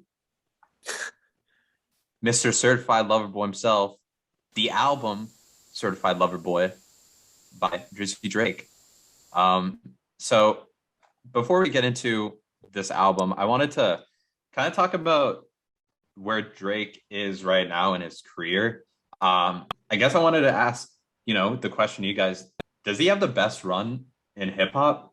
Because being at the top, because people have good runs where they're relevant, but I feel like since early 2010s till now, like Drake has been at the top. Like there's other big rappers, but he has been like the biggest for like 10 years or more. And if you do think that, I guess I do want to ask, why do you think he's stayed at the top for so long? John, maybe you can start us off. I don't know, man. He's a master of what he does. He's got a formula down. He knows how to make a banger. He knows how to make a big mainstream song. He knows how to make a pop hit. He knows how to be sad. Like, dude, this guy, Drake's just versatile. And he's more versatile than probably any artist in the game because he's been able to stay at, like you said, at the top for 10 plus years. And the only other person I can think of that's even close to that caliber is The Weeknd. But The Weeknd isn't hip hop. He's hip hop, but he's R&B. And I don't know, dude. I would almost argue that, especially with this album, Drake's kind of staked his claim as the GOAT in my book. I mean, I don't think he's necessarily he's not like Kendrick Lamar where he's brought a lot of things to attention that need to be, and he's not like necessarily a poet. Like he doesn't make a lot of like songs with no backtrack and just telling a story necessarily, but Drake is a master of his craft, and he knows how to throw some lyrics down. I mean, this guy, I mean, all of the songs from the album are stuck in my head constantly, and he's so quotable. And I think that's a big thing too, is he is so quotable. Like, people talk about Lil Wayne and how his verses are like, oh, only Lil Wayne can say those verses. Same with Drake. I feel like he's on that same plane, and he's just been doing it for so damn long. Yeah, I can't even believe it at this point. like there's a line on the first song where he says like some of my greatest quotes live under the pictures, which is like, you know, like people are always the IG captions, like the Drake quotes. Right. But yeah, like I'm also in agreement with you. Like, I think he probably does have the best run in hip hop at the top, probably because it's been the longest run. And yeah, I think it is his versatility. And I think like a lot of people can connect to the more, this is going to sound bad, but like simplistic, like Kendrick is Kendrick is like a poet, right? But he's like talking about things that maybe not everyone can relate to. But I feel like Drake does have more relatable music a lot of the times. And also I think you're silly to not at this point not say that Drake is one of the GOATs. Maybe, yeah, he's probably not the best rapper, but do you think with how much he's ran shit that 20, 30, 50 years down the line as just an artist, people aren't going to look back at this decade and be like, not, you know, he's probably going to outlive everyone in terms of like people remembering him, you know? Probably. I don't know if you know, but I'm actually Michael Jackson. But he's so quotable. But what you, Parker? What do you think? Like, what do you think about Drake's run, and how do you view him as an artist? Before we get into the album, and do you think he is a GOAT? Do you think? Why do you think he's been at the top for so long? One thing that always impresses me about Drake, and probably his best quality and what's made him so popular and what's caused this huge run that he's had, is that he's just so consistent. Like, I don't think there's been a rapper out there that's been able to create album after album just with bangers and just pure heat that is always top 5 on the billboards, like on the radio all the time. Like, I don't think anybody else can have that consistency. Like, no way. He always makes songs that are super catchy and like fit perfectly with mainstream hip hop and pop. Like, that's what people want to listen to. So there's just an appeal that he has to like the average listener out there that makes him so popular. And I don't think I've seen a run like this from anybody else. Like you guys are saying, like, it's just unbelievable how you can just have this stretch of consistency over a long period of time like that. I don't think we'll see it again, to be honest. He's if rap was a sport, Drake would have too many rings. Drake is literally the Tom Brady of rap. Literally. Andrew, what are your thoughts? I know you have had a very up and down relationship with Drizzy, but yeah, like what are your thoughts on him, his career, I guess, and him as an artist? I mean, his career is definitely impressive. I think you guys said most of the stuff already. I mean, I think the reason he takes off is, like you said, Arcel, like, for lack of a better term, his music is very simplistic and like easy. He has good like beats and stuff, and the background music's always good, and there's always some kind of meme that comes out of every album. I almost feel like Drake's music is like the perfect, like, I'm trying to think of how to say this.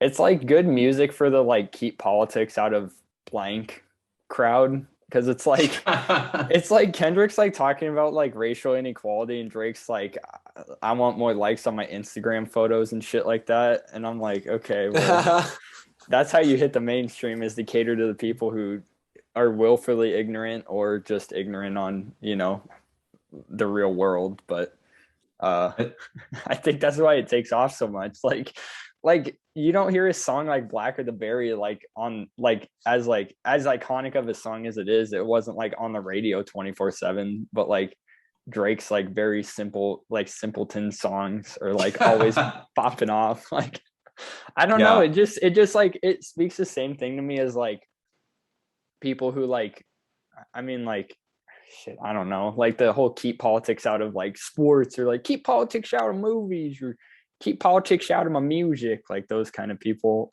can like appreciate Drake, I think.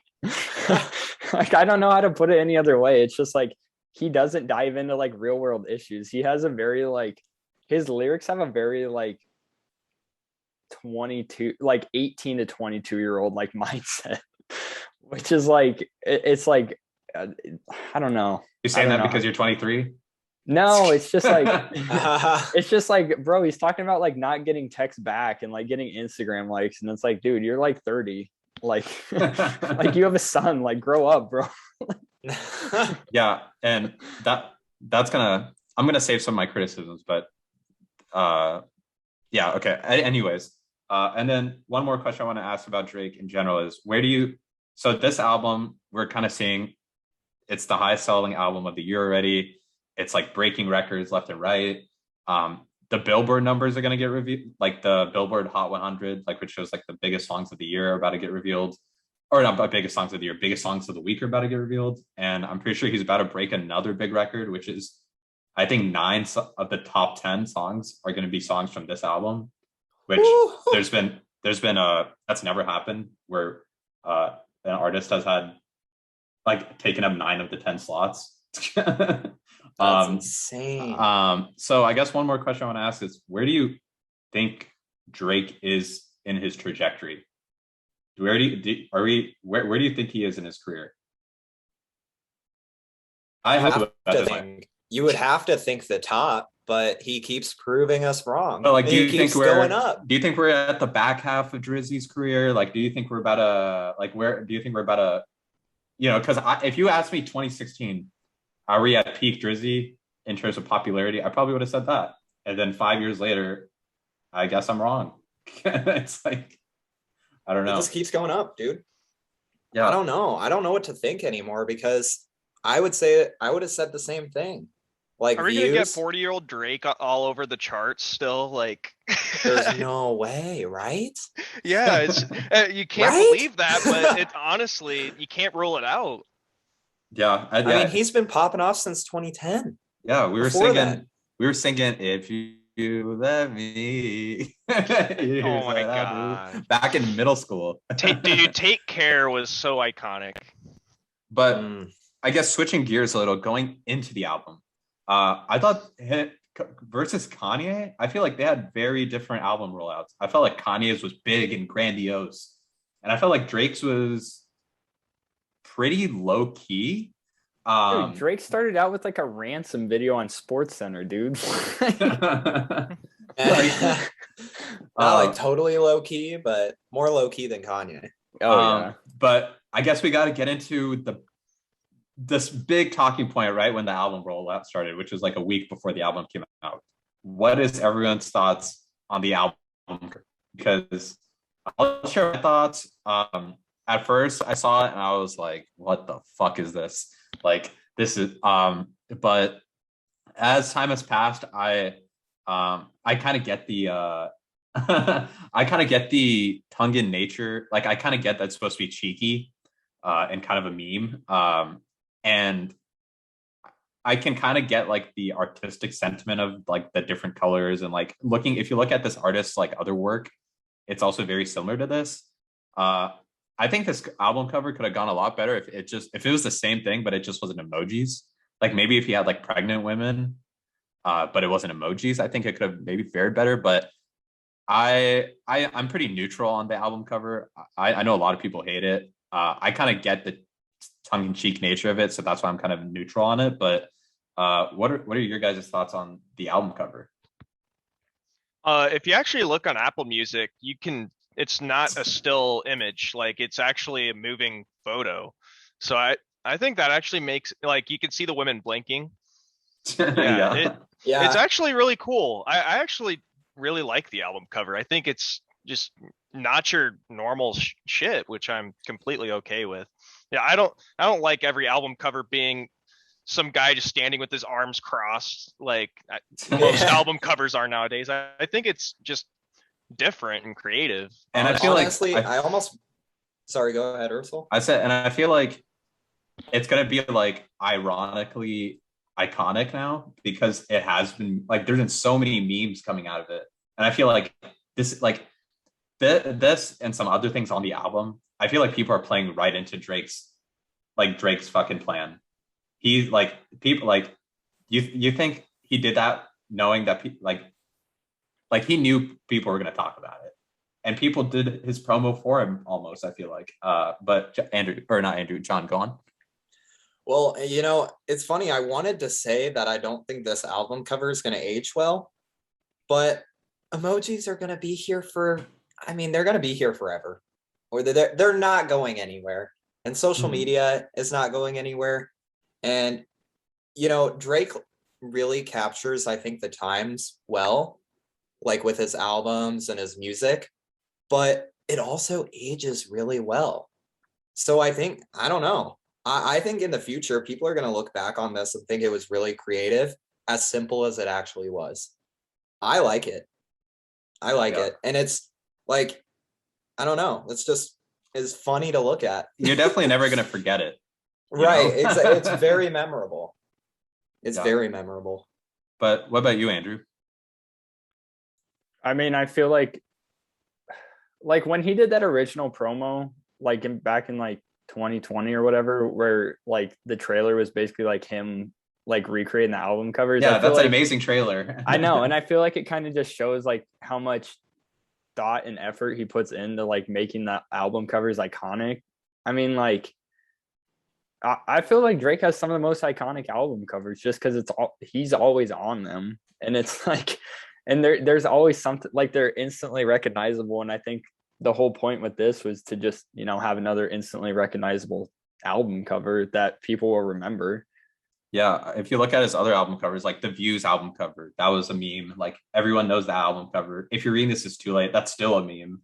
Like the Suicide Note type writing, Take Care, that's an iconic album cover. Nothing was the same. So yeah, I think in its own way, this is going to be remembered, even if it is kind of a meme. And then I will say, I thought him announcing the features across the billboards was really cool. That was like a really cool way to announce the features, like going into the city of where the artist is from. But one thing I will say that I'm really surprised about the rollout, that there's no singles. Every song on this album was a new song. And I kind of view that as a positive and negative, because I do think that if like Laugh Now, Cry Later, Wants and Needs, like if those songs were on the album, I think they would have definitely improved the album. I think they probably he could have swapped out some songs and put those songs in there, if I'm being honest. But yeah, like let's get into the album, I guess. Starting on a very high level, what were everyone's thoughts going into the album? And from there, what is everyone's general high overview thoughts of the project? So I'll start off. This was very much like a Views situation to me, where this album has been hyped up for like over a year now.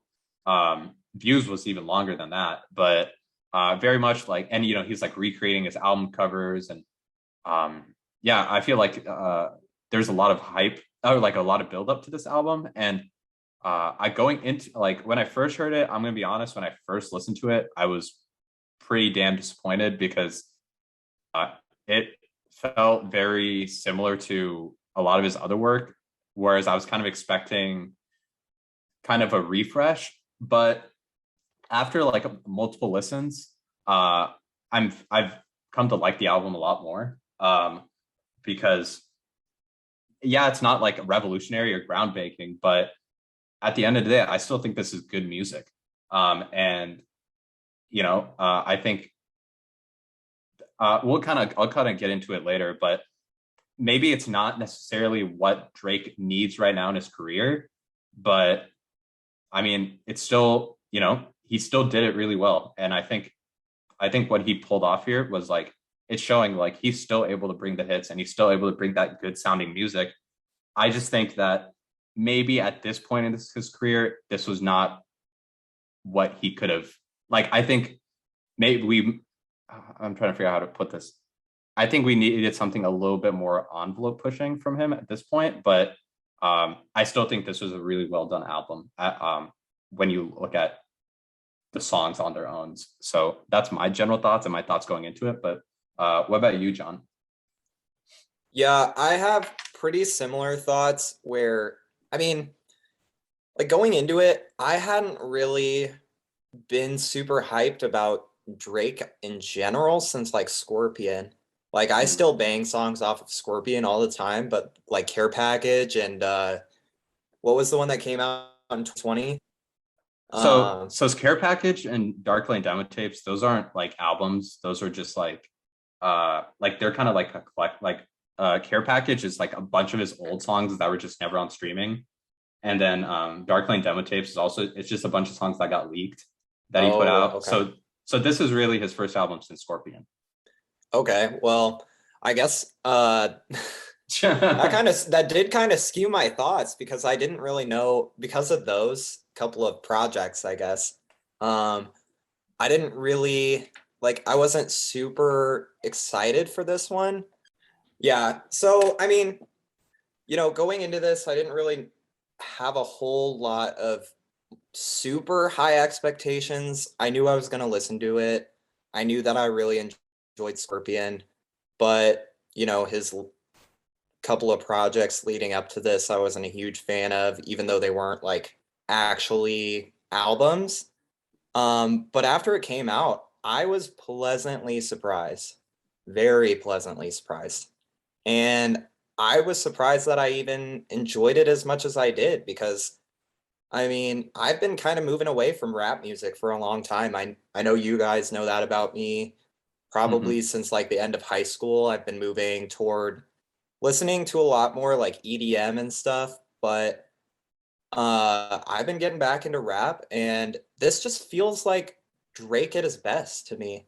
It feels like he has mastered his craft. And like you said, Ursula, it's not anything groundbreaking. It's not anything that like is gonna push the envelope for rap music, but it is the best, in my opinion, the best of like the last 10 years of Drake, all in one album. Like he's got all the sounds that I was looking for in all of his best work in this album. So I really enjoyed it. And, I was blown out of the water considering I didn't have like super duper high expectations, but yeah, someone else take it on over. I think it's Yeah, definitely his Andrew. best album since Views. I mean, I wasn't a huge fan of More Life or Scorpion. I don't think there's any others in between there. Are there? Not like proper albums. So there there was Dark Lane demo tapes last year, but that was just like collection of Lucy's. I mean, I feel like this one, it has a very similar vibe to like Views for me, like where it's like nighttime driving music. Cause like last night I was just like chilling at home, doing nothing, listening to it, just off and on as like kind of like an informal third listen. It's a good one to just have on in the background. And I know I said that about like Donda, but I feel like I feel like they're two very different sounds where like Donda is like a very in your face background where you would notice it a lot more, but Drake's is just like a very like vibey chill album that you kind of like don't really notice unless you like specifically listen for something. But I really like it. But that's kind of my thoughts on the album is it's kind of like the most views album since Views. Which I liked Views a lot just because of how relaxing it was to listen to. Because I remember the first time I listened to Views the whole way through, I was driving somewhere and it was like raining and it was nighttime and I was like, damn, this is a good atmosphere to listen to this album. Yeah. And also I like it. Adding on to it, like it's funny how much the perception of Views has changed in the past like 5 years. Because that album came out and people were dogging on Views, and now everyone talks about Views like it's a classic, which is pretty funny how things go. But Parker, what about you? So my expectations going into this album were honestly kind of low. I was thinking going into this like, hey, Drake's got to be like going on the downfall at some point. Like he's been on this run for so long that's almost hard to believe. Like there's got to be at some point where there's like a downfall or like a decline. Obviously, I was proven wrong. I actually added 10 songs like in total, like to my phone because that's the album. Like with Donda, I only added 5 of the 27 songs, so I ended up enjoying this album a lot more for sure. Um, like Drake, in my opinion, I've had my love and hate relationship with him throughout the years, but as of like the last few years, honestly, not had any issues. Like I just there's always a vibe with Drake. It's either we all know there's eat your ass Drake and there's beat your ass Drake. And I was kind of expecting more of the eat your ass Drake with this album, just like from the album cover and the name and the first few songs, you know. But as this album kind of came along, you started Like to the get some second half. yeah, you started to get some beat your ass Drake. Gang shit. So yeah, That's Alemão. I was pleasantly surprised. I did not think we'd get this high quality. And yeah, I'm kind of glad that we got some more bangers to listen to for the next 1 or 2 years, you know, until next time Drake comes out with another album that kills the billboards. Yeah. So So See, anytime Yeah. I see a big album like this, I expect it to be like, kind of similar throughout, but I feel like, Drake goes all over the place. I feel like there's a mix of all of Drake in this album. Like there is, the hard rapping. There's some more almost poppy sounding songs too. so this is I like think it was where really good. this is Poppy where song. this is why I think Poppy a songs. lot of Drake's albums, when they come out, they have, or recently, they come out and have a mixed reception and then get more warm of a reception later on. So I think everyone has their own type of Drake song that they gravitate towards. And there's a handful of those across each album. And like, you listen to it on the first try, and like, let's say I go and I'm like, I really want to get like banger, hard hitting tracks. You're going to get like 4 or 5 of those, right, on this album. But then if you're into the other type of Drake, you might have a completely different 4 to 5 songs that you like because he's, and that's where it's like his greatest strength is also his greatest weakness, where he has that versatility. But sometimes, like if you're not keyed into those different aspects, he's, those different lanes he goes into, then yeah, you could walk away from an album like this thinking, I like this many songs and I don't like all the other types of Drake. But,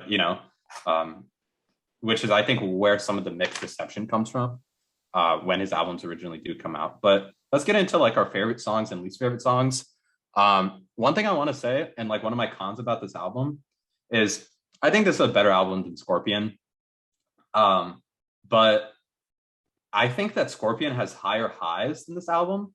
Like, and maybe time will age, and like some of the songs will age better, but like I feel like there's not like a song like Nice for What, like on this album, or something as hard hitting as Nonstop. Like, I feel like the bass in Nonstop, every time that song comes on, it's like shaking the car. Like, That is and a then banger. and Nice for What to me is like the first time I heard that, I was like, this song is a fucking bop. But like for this, when I heard the songs on this album, nothing, like I said, the first time I listened to the album, not that many songs stuck out to me. It really took the second and third listens for me to be like, oh, this song is really good, or this song is really standing out to me. Also, I gotta say, the first time I listened to it right when it dropped, and it dropped at 2 a.m. 2 a.m. Eastern time, which is 1 a.m. for you guys and 11 for me. So by the time I was done with the album, it was like 1 a.m. and I was very sleepy.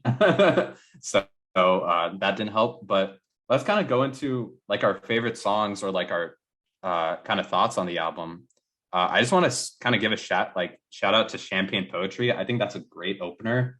And I shout out to the Beatles, I guess, because Drake samples Michelle by the Beatles on the song, the I love you, I love you. That's from that song. I thought I really liked Poppy's Home when I first heard it. But it it didn't as time has gone by, I'm not as hot on it anymore. And I want to say like Girls Want Girls. I really like Girls Want Girls, but I actually don't like the Lil Baby feature that much. That one is like, I don't know. I feel like his feature doesn't fit the vibe that well. I know a lot of people talking about the say you a lesbian girl, me too line. And to be honest, I think people are, once again, I think people are playing into exactly what Drake is trying to do. Like, dude, okay, first of all, backtrack. I think people have completely forgotten or do not realize that Drake is a fucking shitlord. Like, this dude is trying to drop beeps left to right. And I feel like people do not get that. Do you think like he was serious when he was saying that lesbian line? Like, it's clearly a joke. Like, Right. but people were like furious about this line on Twitter. I'm like, you guys gotta chill out. Like, but I think that song's a bop. People were actually mad about that. Yeah. People thought he was being What like disrespectful. No. He's literally doing it for attention. Like the But- song will be probably one of those breakout hits, I think. Yeah. I really like In the Bible. I didn't at first, but I love the kind of the unorthodox nature of the hook. The you know, like the This is whis- offbeat. yeah, like kind of the whispering start and then the shouting end of each sentence, like the you know, like Da, da, da, da, da, da, da. you know love, you know it like a child. Like I love that. I don't know why. Like it just kind of tickles a little funny bone inside. Rap is funny and Drake is funny, and that's why I like some of his stuff, just because it's kind of funny. Yeah, I And also that's think one of those songs. I also like love the. I'll save talking about the features for a little bit later, but and then from there, I will say I think Love All is probably one of the most forgettable songs on the album. I did not care for that at all. And then Fair Trade, I really like. I love Drake's part in that song. And then obviously there's Way Too Sexy, which we'll save for a little bit. And then I really like TSU. I actually heard that song a year ago because it leaked a year ago. But I love the Daddy's Not Around. Mama's Definitely Not Around. Like I love that. My favorite song on the album is N Too Deep. I love the 2-part switch of the song. I love the slower part and then the kind of that hard hitting second half. And then Pipe Down, I'm kind of mixed on. I like the hook, but I don't love some of the verses. That's kind of my thoughts on like the first half of the album before we get into the interlude. But what about you guys? If you want to like kind of give a breakdown of some of your favorite and least favorite parts on that first half. Don't save the features. We'll go into the features in a little bit. Well, Ursula, I know you're a slut for those 2-parters, but I think In Too Deep is a little. You said the worst song on the album? No, okay. I was exaggerating a little bit, but it's not in my list of songs that I added to my playlist. I do want actually, to add. and I added 12. I do want to add for In Too Deep. I do have also a soft spot for that song because there's like Houston references left and right. I got like open keeping the Galleria open till 10. Dude, the Galleria was the spot when I was a kid. Like that's like Really? the big dude. Yeah, the Galleria is like the big mall in Houston. Like it's like the Westroads. Like it's like Oh yeah, okay. it's like where everyone goes. Like so like hearing Wow. that sort of stuff, like it's always super cool. And he reps Houston a bunch on this album, which I love too. So but I keep just going, didn't John. like this. I just didn't like the slow part of the song, but I did like the second half. Maybe that pussy was so with the way. Well, I've got 12 songs from CLB on a playlist. What's on the first So, half?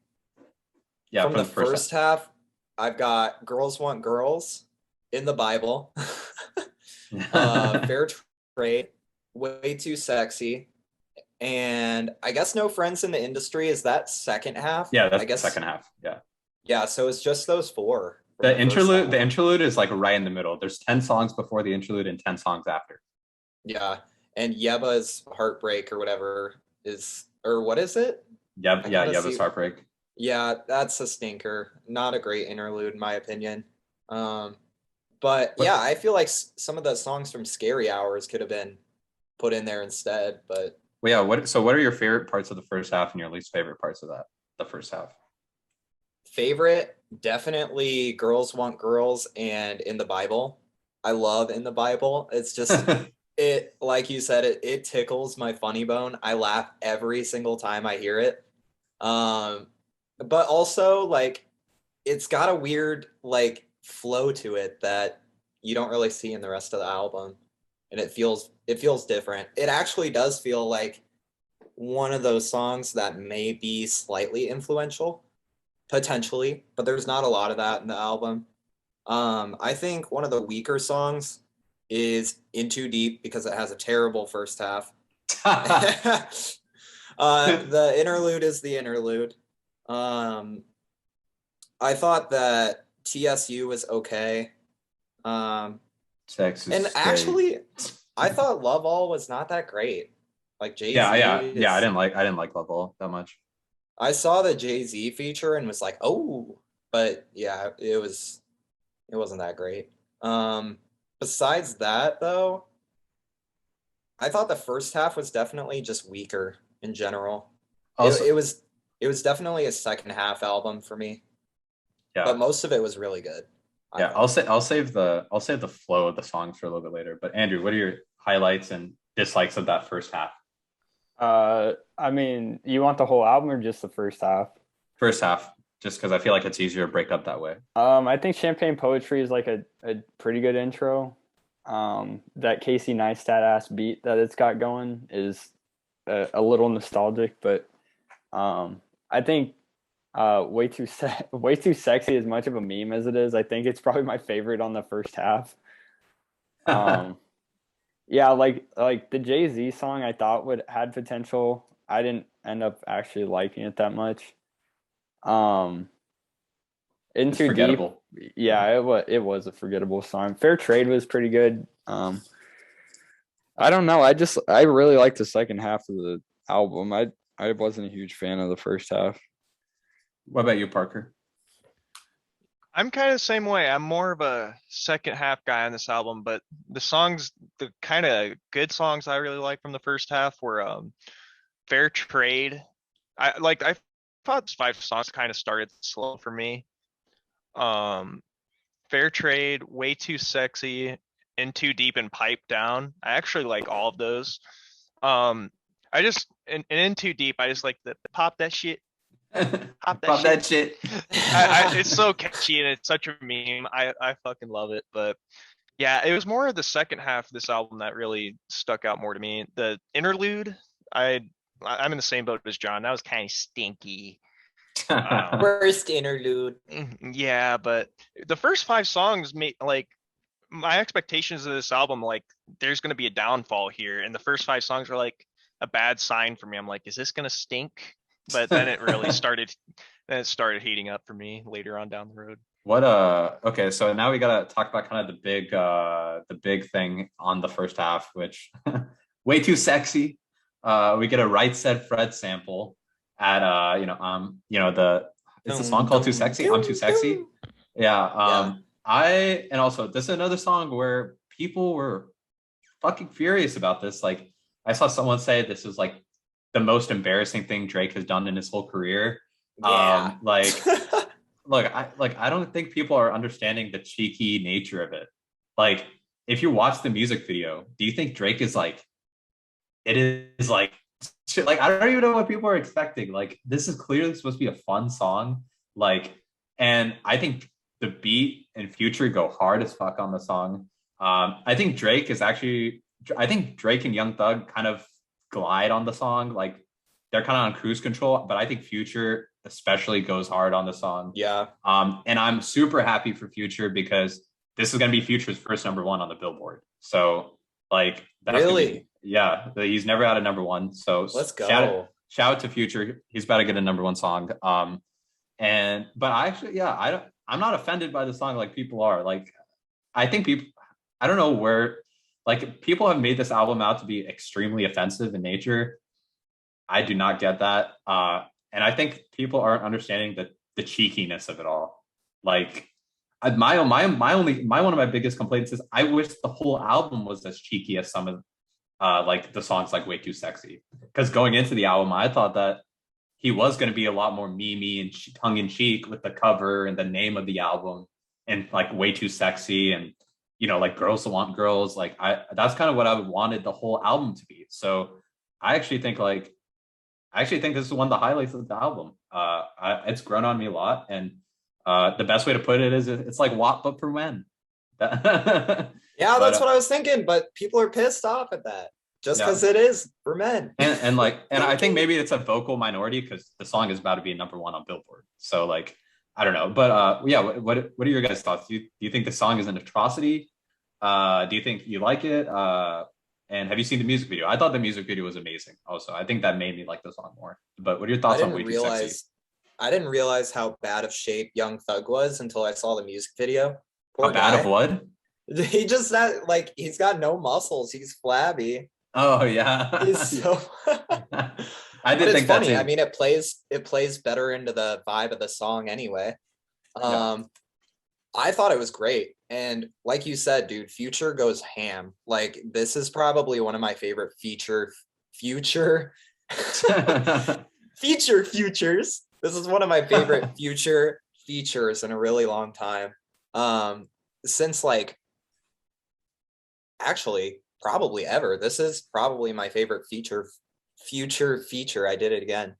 Young Thug goes off on the song too. Like Too sexy. I don't think it's Young Thug's best work, but it's Young Thug.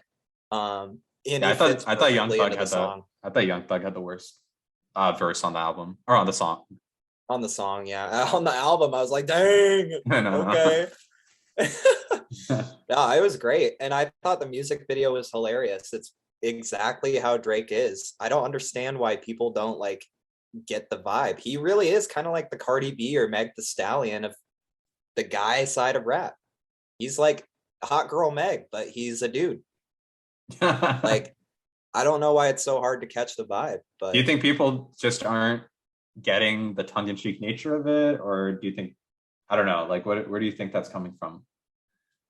I don't know. I think it's the fact that women in hip hop are so prominent that when a guy tries to use that similar energy to get a similar result, maybe it's off-putting. I don't know. People are offended by everything. So I don't know. I really don't know where it's coming from, but I love it. Yeah. I think it's a great track. What about you, Andrew and Parker? Do you guys hate the song? No. I think the song's funny, and I think the music video is funny. I like the dance that they do with Kawhi in the video. Yeah. It's hilarious because podcasting is a visual medium, so obviously we The include little dance in there. silence. No, I think it's a funny song, and I don't see why people are offended over it. Do you think this is the most embarrassing thing Drake has done in his career? God, no. Are you serious? He made Marvin's Room, dude. Oh my God. Well, Parker, what about your thoughts?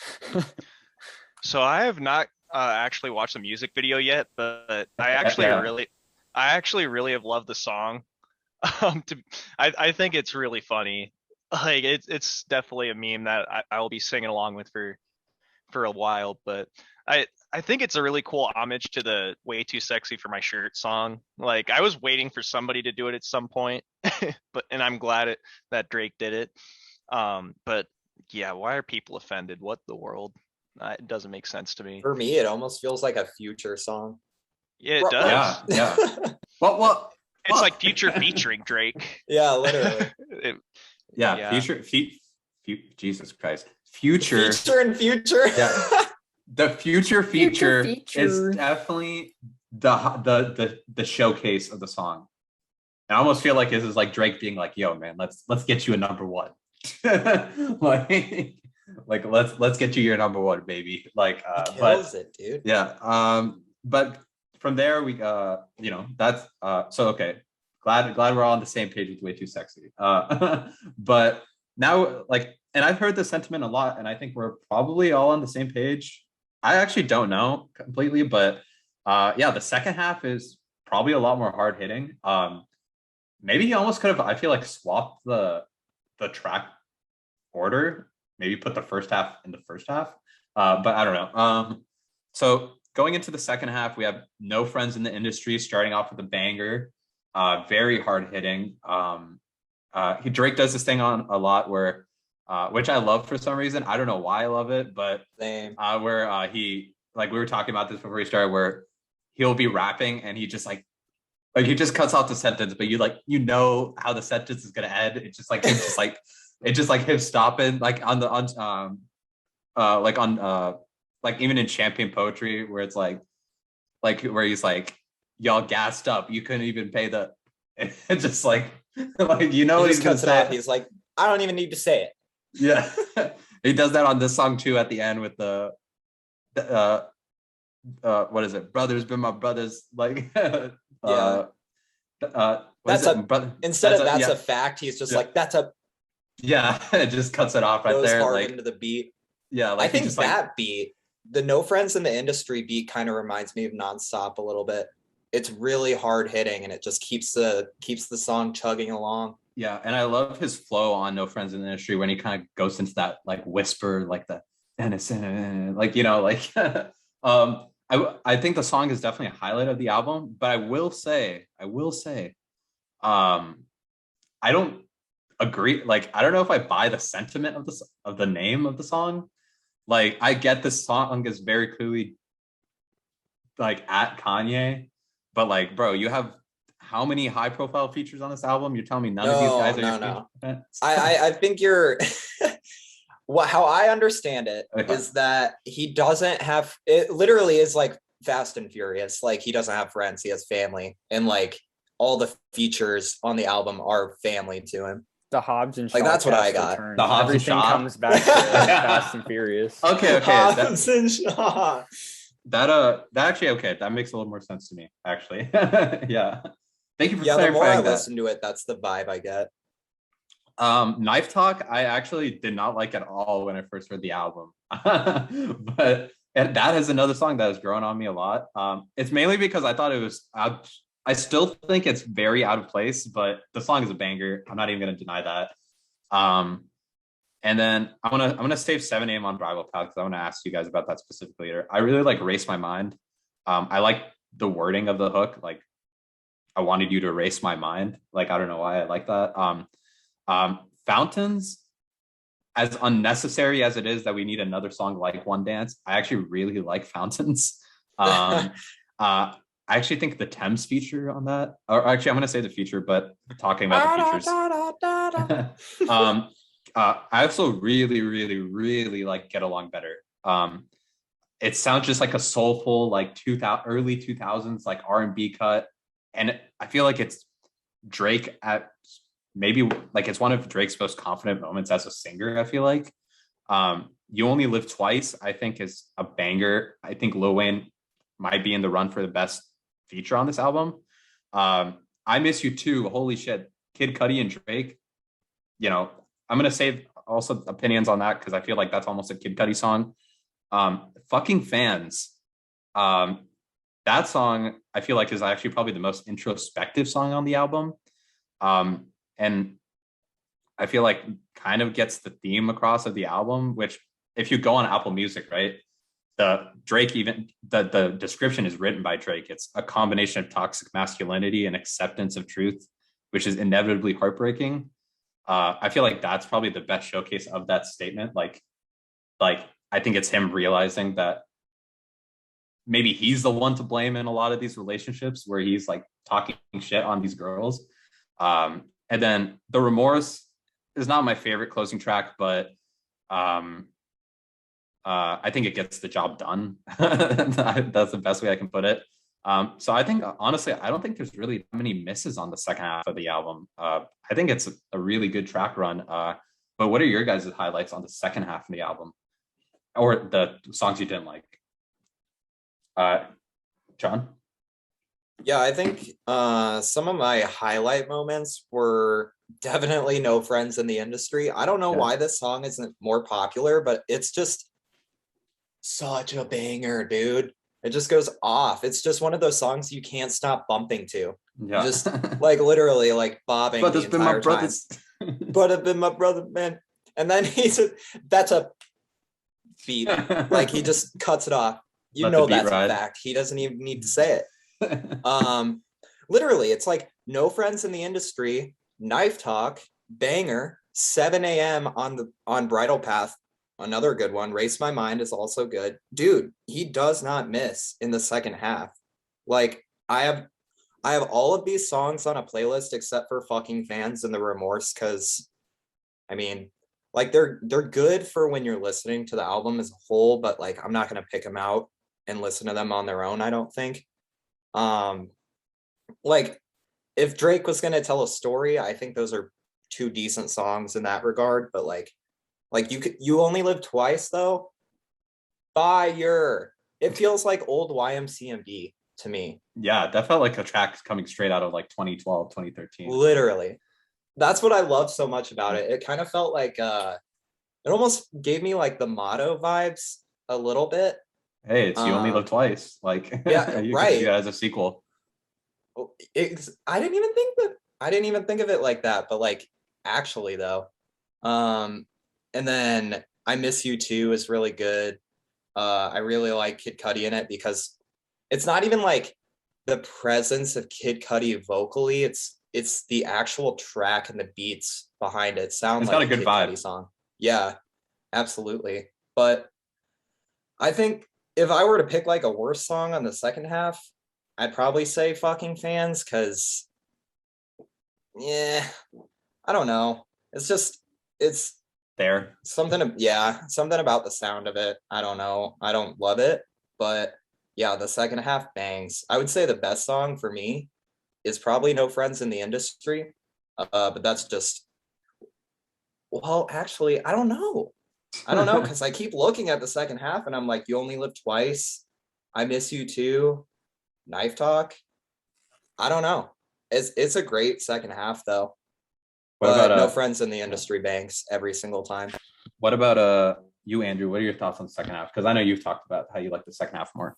Yeah, I like the second half a lot more. I think Knife Talk's my favorite off of the back half. No Friends in the Industry is I think Race My Mind gives me the most views vibes out of any song. Yeah. Debate. No Friends in the Industry. Go at it, you two. Yeah, I gotta know what you don't like about it. I just didn't vibe with it. I just didn't like it. I skip it every time now. That's it. I'm not gonna argue with you. I just don't like the song. There's not a whole lot on the back half that I like a lot enough to put on a playlist, but I think the back half's better than the front half. I think just with such a long ass album, it's just hard for me to keep my attention for that long. And I think some of the features suck. Damn. Okay. Well, Parker, what about you? Well, like I said earlier, the second half of this album really starts to heat up, and this is where the ratings started to get higher for me on it. So I love No Friends in the Industry. That's by far my favorite song on the album. Like in general, I absolutely love how catchy this is. Knife Talk is also very good. Anything with 21 Savage, I will bang to. I absolutely think the feature there was crucial to the success of that song, because without 21, I don't know how good it'd be. I hear Poppy outside. That's the Shockingly, thing. Like the features feel like they're almost the person that was featured on song. yeah, exactly. It was kind of like that with Kanye's album too. Like it's becoming a Yeah. theme this year. I actually really like Fountains. I thought the background sounds were really solid. Very good night drive song. Agreed. What's another one? You Only Live Twice. Of course, the Lil Wayne feature always got to get some love. I just another banger that I will be rocking to for a while. I Miss You Too with Kid Cudi. Just another quality feature. Like the features on this album are top notch, because when Kid Cudi and Drake get together, like I don't know if we've had another song with Kid Cudi and Drake before, and First time, I think. yeah, Yeah. I loved it. I love that combination. That is like the dynamic duo right there. But the last two songs I didn't like, honestly. Fucking Fans was not. I didn't like it, to be honest. And the remorse. Very, very eat your butt, Drake. Yeah, I had a Eat theme your- like I really like the Beat Your Ass Drake more than the Eat Your Ass Drake on this album for sure. So yeah, like talking about like fucking fans, like yeah, I'm like conflicted about it because I like the second half of it more, but and yeah, I think it's a mediocre song, but to me, it's like it seems like the only song that where that and the first song where like there's a semblance of the theme coming out. Like I don't know if that like of like him realizing he's a fuckboy, I guess. Like I feel like that's the song, but like yeah, I feel like he could have done it on a better song. Yeah, or in a way that isn't as lame. Yeah. I don't Real. But I guess let's talk about the features because you brought it up. What are your guys' thoughts on the features? Now, I'm gonna say a hot take here. I think out of the artists between this and Donda, I actually think that most of the people like because there's a lot of overlapping features. I actually think most of them performed better on this album than Donda. Like okay, we're just going. Okay, I'll split it up. That's the best way to do it. Actually, no, it's a little more half and half. I'll say that. But Lil Baby, I actually think he is better on Hurricane. But Lil Durk, I think Lil Durk has a way better feature on this album than Donda. You know, I did my dance on TikTok and went viral with it. Like, I love that line. Love All, Jay-Z, I think it's kind of tied there. But I think Travis Scott has a way better feature on this album than on Donda. It kind of gives me old like rodeo vibes, like the way he comes into Fair Trade. Future, he goes hard. Like that's not even debating it. Young Thug, though, I actually think he was better on Remote Control than on Way Too Sexy. 21 Savage and Project Pat carry the fuck out of Knife Talk. They make that song into an absolute slapper. Thames, holy shit. Thames is on my radar now with this song and what is the song that she has with that's also really popular right now? Oh, Essence and this, dude, like Thames, and I think Thames, Kid Cudi, and Lil Wayne had the best features on this album. I love Fountains just off of Thames feature. She carries, I think, on that song. And it's just like a really nice. I love Thames feature on that. And then what is it? Ty Dolla $ign, he's like barely in Get Along Better. I don't think he even need to be on that song. Rick Ross and Lil Wayne go hard as fuck on You Only Live Twice. Like literally feels like you took us into it like the past like 10 years and like, you know, brought us back into the prime of both of those guys. Kid Cudi, I think the Kid Cudi feature on this album is better than I think I Miss You Too is better than Moon in terms of features. I really like Kid Cudi's feature on this. They're both so good too. Why doesn't Kid Cudi do shit like this on his own? His own album really good too, actually. You should listen to it. I need to. But I guess like I need to do shit. Yeah. But yeah, I think but here's the thing. This is where also I think the cons might come in. I think some of these songs, and this is the problem with Donda. I think sometimes the features outshine Drake on the songs. I think almost every feature on this album outshines Drake. Yeah. Which is like, I don't know how to feel about that. Like, and that's the same way. Like, I was talking to these guys before we did this episode where I said I think both of these albums have different pros but the same cons. And one of the cons that both these albums share, this and Donda, is sometimes the features outshine the artists. I think the only times where Drake doesn't get outshined, well, I think he's better in Girls Want Girls than Lil Baby. I think in the Bible, I like Drake's part more. Fair Trade, I think he matches that energy with Travis. But I think from there on out, I think every feature from there on out, Drake, I think probably gets outshined by the feature. But I also think that's kind of like a Drake thing though, because I feel like it's almost Drake saying like, all right, you know, I'm going to lay the groundwork for you and here you go. Like you can do with it what you please. And if you're going to kill it, then you're going to kill it. Like, I mean, it's a really old example, but why am I blanking on the name of it? The Weeknd. The Weeknd. Yeah, Crew Love, duh. Like in Crew Love, it's debatably a Weeknd song to me. just 'cause he's so good on it. Mhm. And that's all the features on this album. Besides Love All with Jay-Z, that's stinky. I think they're both and the forgettable Lil- on that song. On Love Yeah, All. that's one of the worst songs on the album, honestly. Yeah.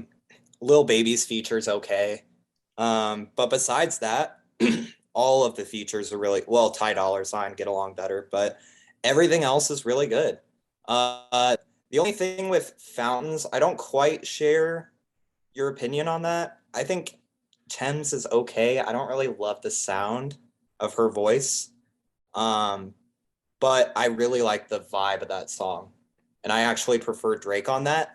But besides Fountains, I think and Get Along Better, I guess, and also Love All.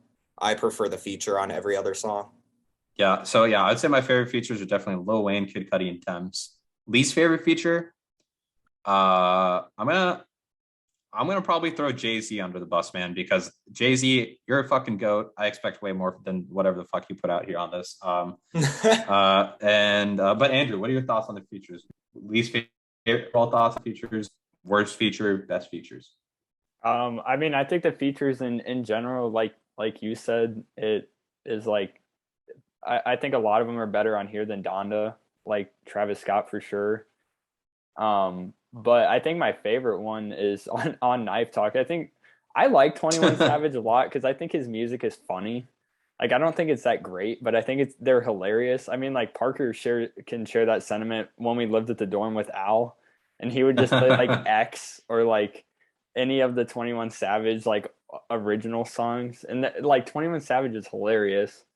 Yeah, I didn't really. I agree with John on Fountains. I didn't really feel like some type of way from the Thames feature. I thought it was just like it was all right. Damn, heartbroken.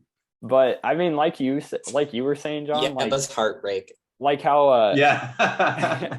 how Drake's like features take over his songs. He also does like the reverse, like because I can think of Yeah. specifically Sicko Mode. People thought that was a Drake song. Yeah, dude.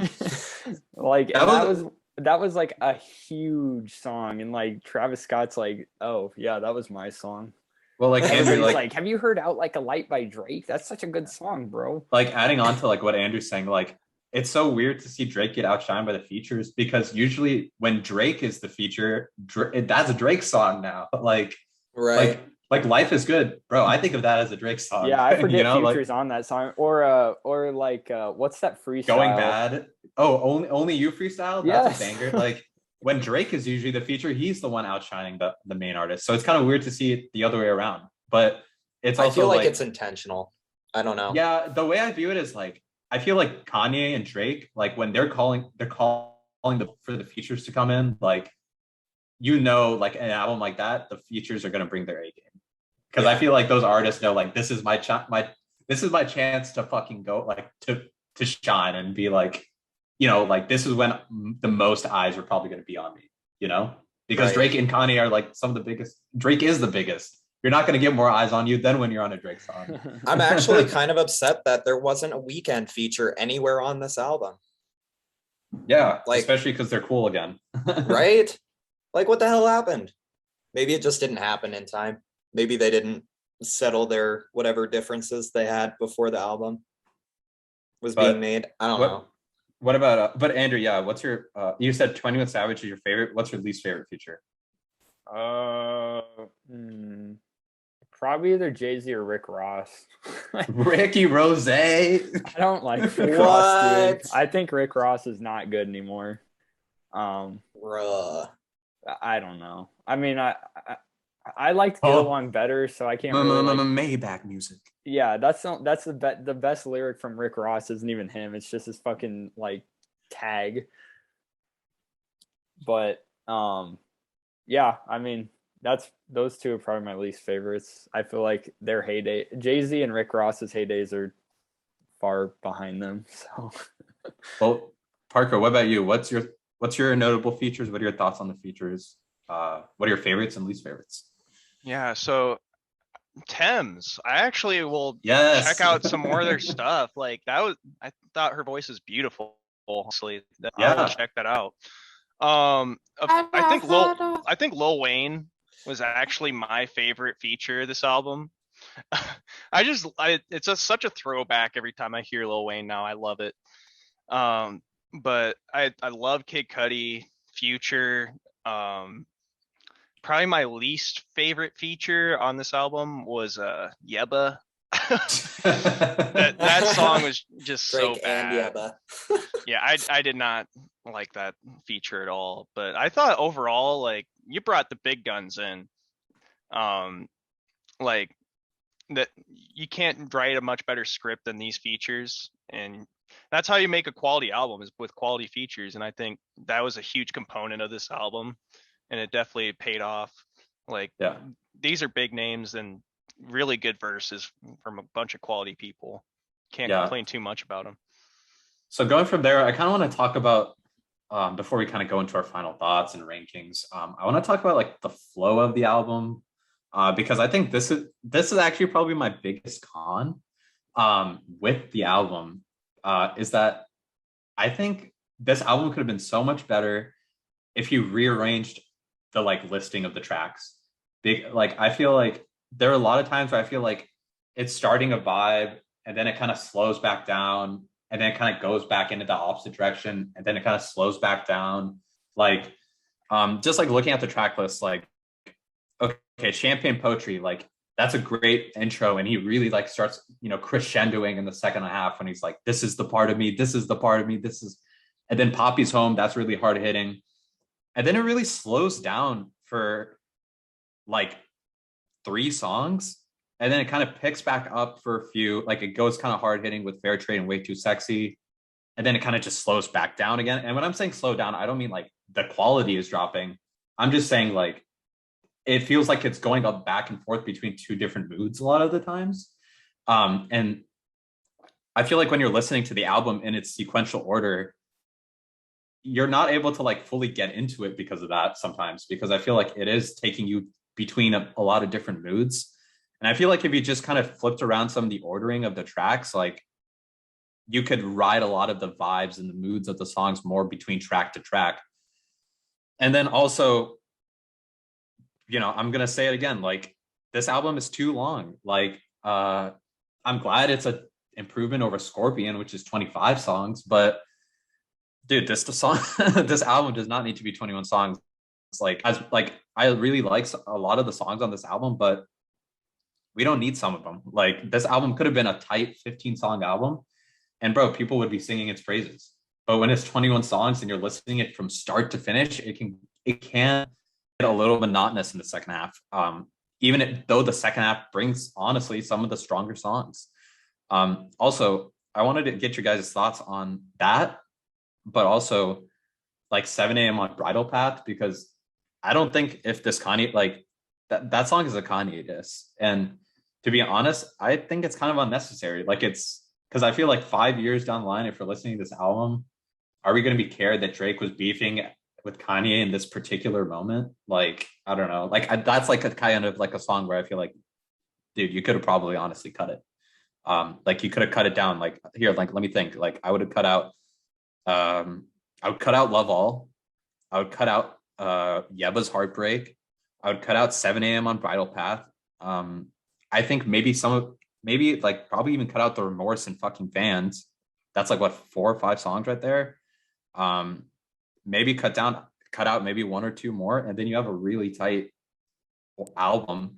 And if you just flip around the order, I think you would have had probably like a really great album. But I think some of the editing, I think he needs to tighten up his editing. But what do you guys think of the flow of the album and like how long it is? Maybe Andrew, you want to start off? Yeah, I mean, I think like Parker said, you got both Beat Your Butt and Eat Your Butt Drake on here, and I think the way he mixes them together doesn't really work for the flow. I also think, like, I personally don't like how long the album is. Yes, agreed. Yeah.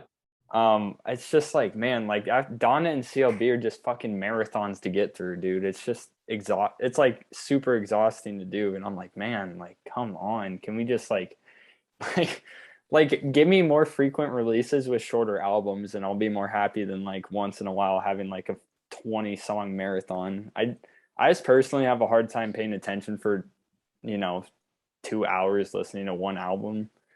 Um, but that's just my 2 cents. I had the same criticism with Donda for sure, especially with that one being 27 songs. I'm just like, man, like we gotta pick it up here. I don't think it's necessarily too long, personally. I think it has the same thing with Donda, where I mean, Donda was too long, but like like you said, Ursula, I think if the order of the tracks was a little bit different, it definitely could have flowed better. And it doesn't flow well with the way that the tracks sit currently, but I think that, you know, I don't know if that was necessarily, if that's what he was going for, he didn't quite get there. But in my opinion, regardless of the order of tracks, this is like Drake at his best, in my opinion. And I think that he really fires on all cylinders with this album. And yeah, you know, it could have fit a vibe a little bit better and flowed better with a different order of tracks. But I mean, yeah, I'd like an artist to be able to do that for me, but it's rare that I'll listen to an album back to back anyway, a lot after like the first week of it coming out. Usually I'm Yeah. going to go back and pick songs that I like, and I'll probably, you know, order it differently for myself. So, Which I'm is what I not think he wants. You know, I feel like like right. uh Like, I feel like he didn't want to, and I don't know if he just needs help or what's going on, because this definitely could have been like put in a or yeah. like a good order, but yeah, maybe he just didn't give a shit and didn't want to put the effort in to make it seem more cohesive. But I feel like Yeah. I could have put it in a better order just after Yeah. 6 listens. Yeah. And like that's the other thing. I feel like with it being so long, I feel like with some of the more mellower cuts, that length can also add to it feeling like a slog. Like some of the slower songs, which I like the slower songs, but when you're listening to it, when you know, like Get Along Better, that's one of my favorite songs on the album. But when it's track 18 of 21, you're like, can we like pick up the pace here, Chief? Like Right. that's kind of, and I think Andrew, like I think that's probably the sentiment you were sharing too. But what about you, Parker? What are your thoughts on the flow of the album and how long it is and things like that? I think I would cut out about like 5 to 6 songs on this album, to be honest with you. I feel like that would give it an overall higher rating for me, to be honest. There's just a lot of like with Donda, there's some unnecessary stuff in there, but it's not nearly as bad as Donda is, in terms of just filler songs. 7 a.m. on Brittle Path, that could be taken out. Um, TSU, I think, could be taken out. Love All. Um, yeah, fucking Fans and the Remorse could be. So there's I any album that's over 20 songs, there's at least 5 to 6 songs on it always that are kind of always Yeah. forgotten and that don't really matter. So I feel like if you just cut out the crap, this album's great. It was starting out a little too slow for me, to be honest. I thought it was not going to be nearly as good of an album. I had a kind of a bad attitude on my first listen, to be honest, because of that. But when I listened through it the second time, it really made me appreciate just the quality of the songs, and that's of course in that second half, and some more of the songs in the first half. So it just took me some time to like understand the flow of the album and kind of adjust my attitude alongside with it. Because when you kind of hear a few stinkers in a row, you start to get like, it's Yeah. album stinky. But when you start to listen to it more, it starts to grow on you. Yeah. So now I guess we could probably just get right into how we view it in Drake's discography overall, and then our overall pros and cons of the album, and our final rating. So I'll go ahead and start off. I'm a big Drake fan. I don't think that's a secret to anyone. I think his run from Take Care to and Nothing Was the Same, and If You're Reading This It's Too Late, that's like one of the best 3 album runs for a rapper, in my opinion. I think Views is also a really good album, and has aged very well. So like to me, like this is probably like a low to mid tier, but that's like, I think some of Drake's worst is still better than a lot of artists' best. Um, but like in terms of so yeah, it's like low to mid tier. I can't give an exact ranking in his discography. But so in terms of pros, I think this is technically, I think this is the best that we've heard Drake. His flows, the way he's rapping, the beat switches, like he's like one thing I really like about this album is that he finds a way to keep a lot of the songs interesting. Like, with a beat switch or like he's switching up his cadence or his flow. And technically, I think this is the best we've heard Drake in a very long time. I also think the production, we didn't talk about this, but I think the production on this album is fantastic. And, both this and Donda, A+ on the production. I love the production on these albums. So technically, I think Drake is at the best he's been in a long time. And I think the structure of the song, this actual structure of the songs individually, I think keep them really fresh and interesting, like TSU or like Race My Mind, the beat switches, where the song isn't just him completely singing or him just totally rapping. He'll switch back and forth between those two. I think the features are really, really good on this album. But that's, I think, like great showcase for the features, like, and some, I think Thames is going to get a really big boost from this album. Cons, I think, from this album. I don't think it's I don't think it's very envelope pushing for Drake. I think this is, similar to a lot of his other stuff that's come out before. I don't think every artist needs to have the most groundbreaking fucking thing for every album, but, we're about 12 years into Drake's discography, and I'm not gonna lie, as a big fan of his, I would love to see him take a few more risks in his music. Like my expectations from that detached, I think the songs are still pretty good on there. I think that what are some other cons? I do think with the features being so good, sometimes Drake does get outshined on his own songs. I think the theme that the album's trying to go for doesn't really resonate all the way. Like, I feel like it only comes out in a handful of tracks that Drake is this like womanizer that, it takes, he finally realizes by the end of this album that like he's a fuck boy, and like it's really his wrong it's on his end that like the reason why so many of these things go wrong. But I don't think that really comes through that well. And also, I think I would have loved for this album to be more tongue-in-cheek. I would have loved that. That would have been a good differentiator between this album and the rest of his albums. But yeah, and that's kind of my kind of pros and cons. I will say this though, and I think the reason why some people have been viewing Donda in a more positive light than this album is because I think in terms of trajectory, right? Drake has been at the top definitely been at the top for the past 5 years, but like also been at the top for a lot longer than that. And I think like Kanye has a lot more ups and downs. And I think that this album is better for Kanye right now in his career, like Donda, because he is coming off of, in my opinion, 2 very bad albums. So this is more of like an upswing for Kanye, right?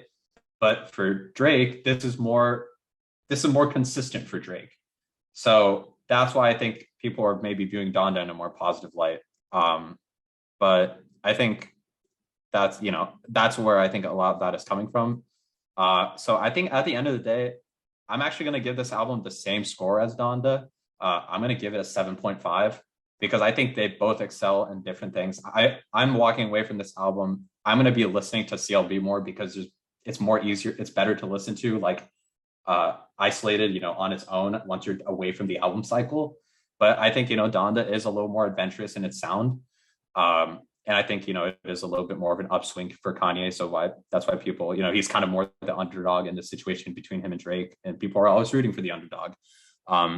And yeah, I think it's a really good album. Not Drake's best work, but 12 years in, he's putting out this quality of music. You got to give it to the guy. You got to give him his flowers. And I think he is one of the GOATs. And I think they do suffer from the same issues, features outshining them and the album being too long and the theme not coming through necessarily. So I'm going to give it a 7.5, which is the same score I gave Donda. I think they both excel for different reasons and they have the same downfalls. So 7.5 for me. I know I kind of went pretty in depth there, but I just wanted to cover all the bases for this thing. What about you, John? Yeah, I think in general, this is probably one of Drake's best albums for me. Just because it's got so much replay value for me personally. I really like pretty much every track on it, and I can't say that about a lot of other Drake albums. Even if there's like, 5 or 6 that aren't amazing, it's a 20-song album, so that's a lot of tracks I do like. Like Scorpion, I think I added like 8 songs and there were 25 in the album. Yeah. And I've added 12 from CLB, and I don't even think I'm done adding them. I still listen to the album as a full thing, even now. And I've listened to it 6 times. Sorry. I forgot to also add one thing. One thing I want you to add, John, to favorite song and least favorite song. My favorite song is my favorite songs are probably like Fountains, Get Along Better, and like my favorite song is In Too Deep. And then my least favorite song is probably like Love All. But yeah. What's your favorite and least favorite songs? I would say my favorite songs are probably Girls Want Girls, because it's just, even though the Lil Baby feature isn't great, it just feels like great meme Drake to me, and I love it. And I love a little bit of comedic relief in rap, because I don't necessarily, I'm a white guy. I don't necessarily relate to gang banging all the time. But I think Girls Want Girls is one of the better songs. No Friends in the Industry goes ham. Knife Talk is also up there. I just like a lot of it. But if I were to pick a favorite, I think at the moment, No Friends in the Industry. And then least favorites are Fucking Fans, Remorse, and Yeah, But's Heartbreak, because it's a really bad interlude. But overall though, to me, it's a really, really good album. And this and Donda they're going to live on in my heart for a while, because they kind of got me back into rap music more than anything else in a long time. Donda felt a little bit experimental for Kanye, and I really liked the sounds on it, even though it's not the greatest album from Kanye, in my opinion. He did, experiment with some things, and this is the best of Drake that I've ever seen, I think. And he's really mastered his craft. So, with that being said, with all the tracks that I do like, and the replay value of the album for me, and I just think it's Drake at his best, I would actually give this album, as crazy as it is, a 9 out of 10. I love CLB. Damn. I love CLB. It's so good to me. Like, there's only a few songs that I'm not going to really come back to, but I thought it was one of Drake's best, easily. And he is a GOAT. He's probably the GOAT for me at this point. Yeah. Damn. I was not expecting that high of a score, but shit. Might change over time. Yeah. But yeah. Damn. But no, that's awesome. Andrew, how about you share your favorite track, least favorite track, pros and cons, the whole deal? Yeah, favorite track, Way Too Sexy. Least favorite track, Love All. I think it's good. I don't think it's great. I think the album itself is pretty mid. It's ahead of Scorpion, because I think Scorpion was an awful album, but it'd be like second to last for me. At the end of the day though, I'll listen to it more than Donda, but I'm going to give it a 6.5. I think it's incredibly mid. It's not really memorable. That's higher than I gave Donda, but still not great. I just these have just been both like very forgettable albums for me. So I just can't give them a good score, unfortunately. And you gave Donda a 5.5, right? Yeah. Okay. Parker, take us off. Wrap it up. So this, there's good and bad with this album, of course. I feel like there's a lot of good. Like in the second half of the album, very high quality, great features. I think the production is top tier, alongside, like you guys said, Donda is as well. Overall, I had kind of lower expectations going in, so I was pleasantly surprised with what I heard. Overall, after my second listen, I think this kind of ranks just like above the middle tier, like above average for Drake albums. Because you know there are albums like Take Care and um, Views out there that are just iconic. So I can't put it in that upper echelon of Drake albums. What's your favorite and least favorite tracks too? My favorite track, I think, has got to be No Friends in the Industry. That is just so catchy. Least favorite song is Yebba's Heartbreak for me as well. I really didn't like it. So overall, my final grade of this album, I'd say I'd give it a 7.5. It's above the average for Drake, but it's not the upper echelon. I feel like there's really great songs out of this, and we'll have some quality tracks to listen to for a while from Drake. But I would have liked a little more, to be honest. Like, Well, yeah, go on. I would have liked a little more, just because there are some songs on here that are kind of stinky, that don't really need to be there. This album really doesn't need to be 21 songs. But overall, 7.5 I feel like seems like a fair grade, just above the middle tier. Oh, guys, I didn't. Well, I thought it was going to be a lot closer, and it wasn't. The final score of the controller cast, and I guess that's our answer between which is better. Looks like Certified Lover Boy is the winner in this battle in our eyes. Oh, We gave so just for a reminder, I gave Donda also 7 point. Okay, I'm just gonna give a recap because I feel like this is worth giving a recap for. I give a 7.5 to Donda and Certified Lover Boy. Andrew gave Donda 5.5 and he gave CLB a 6.5. John gave Donda an 8 and CLB a 9. Parker gave Donda a 6.5 and CLB a 7.5. So that, wow. taking all those scores into account, Donda was a 6.9 and CLB is a 7.6. So there we go.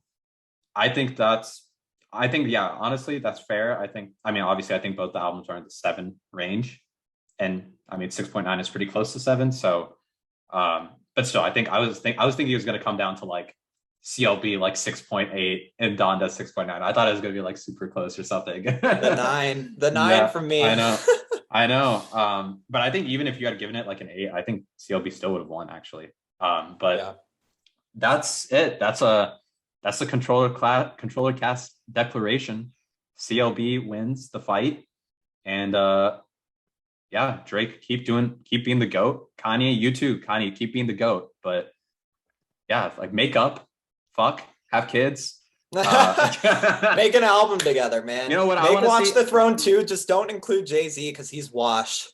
Yeah, I want to see a Kanye album written by Drake, and I want to see a Drake album produced by Kanye. Yeah, that'd be great. But there you go. It's a bit of a long episode, but we went pretty in depth with both of these topics. Thank you for listening. I think next week we're going to be talking about Shang-Chi and the Apple event, which will probably be for the next iPhone. So yeah, stay tuned for those 2 topics. And thank you, everyone. That is Ursel signing out. See you guys. Everyone, listen, share, and rate if you haven't. Share our social media, follow us, and keep listening if you enjoy. We really appreciate it. This is John signing off. Thanks, everybody.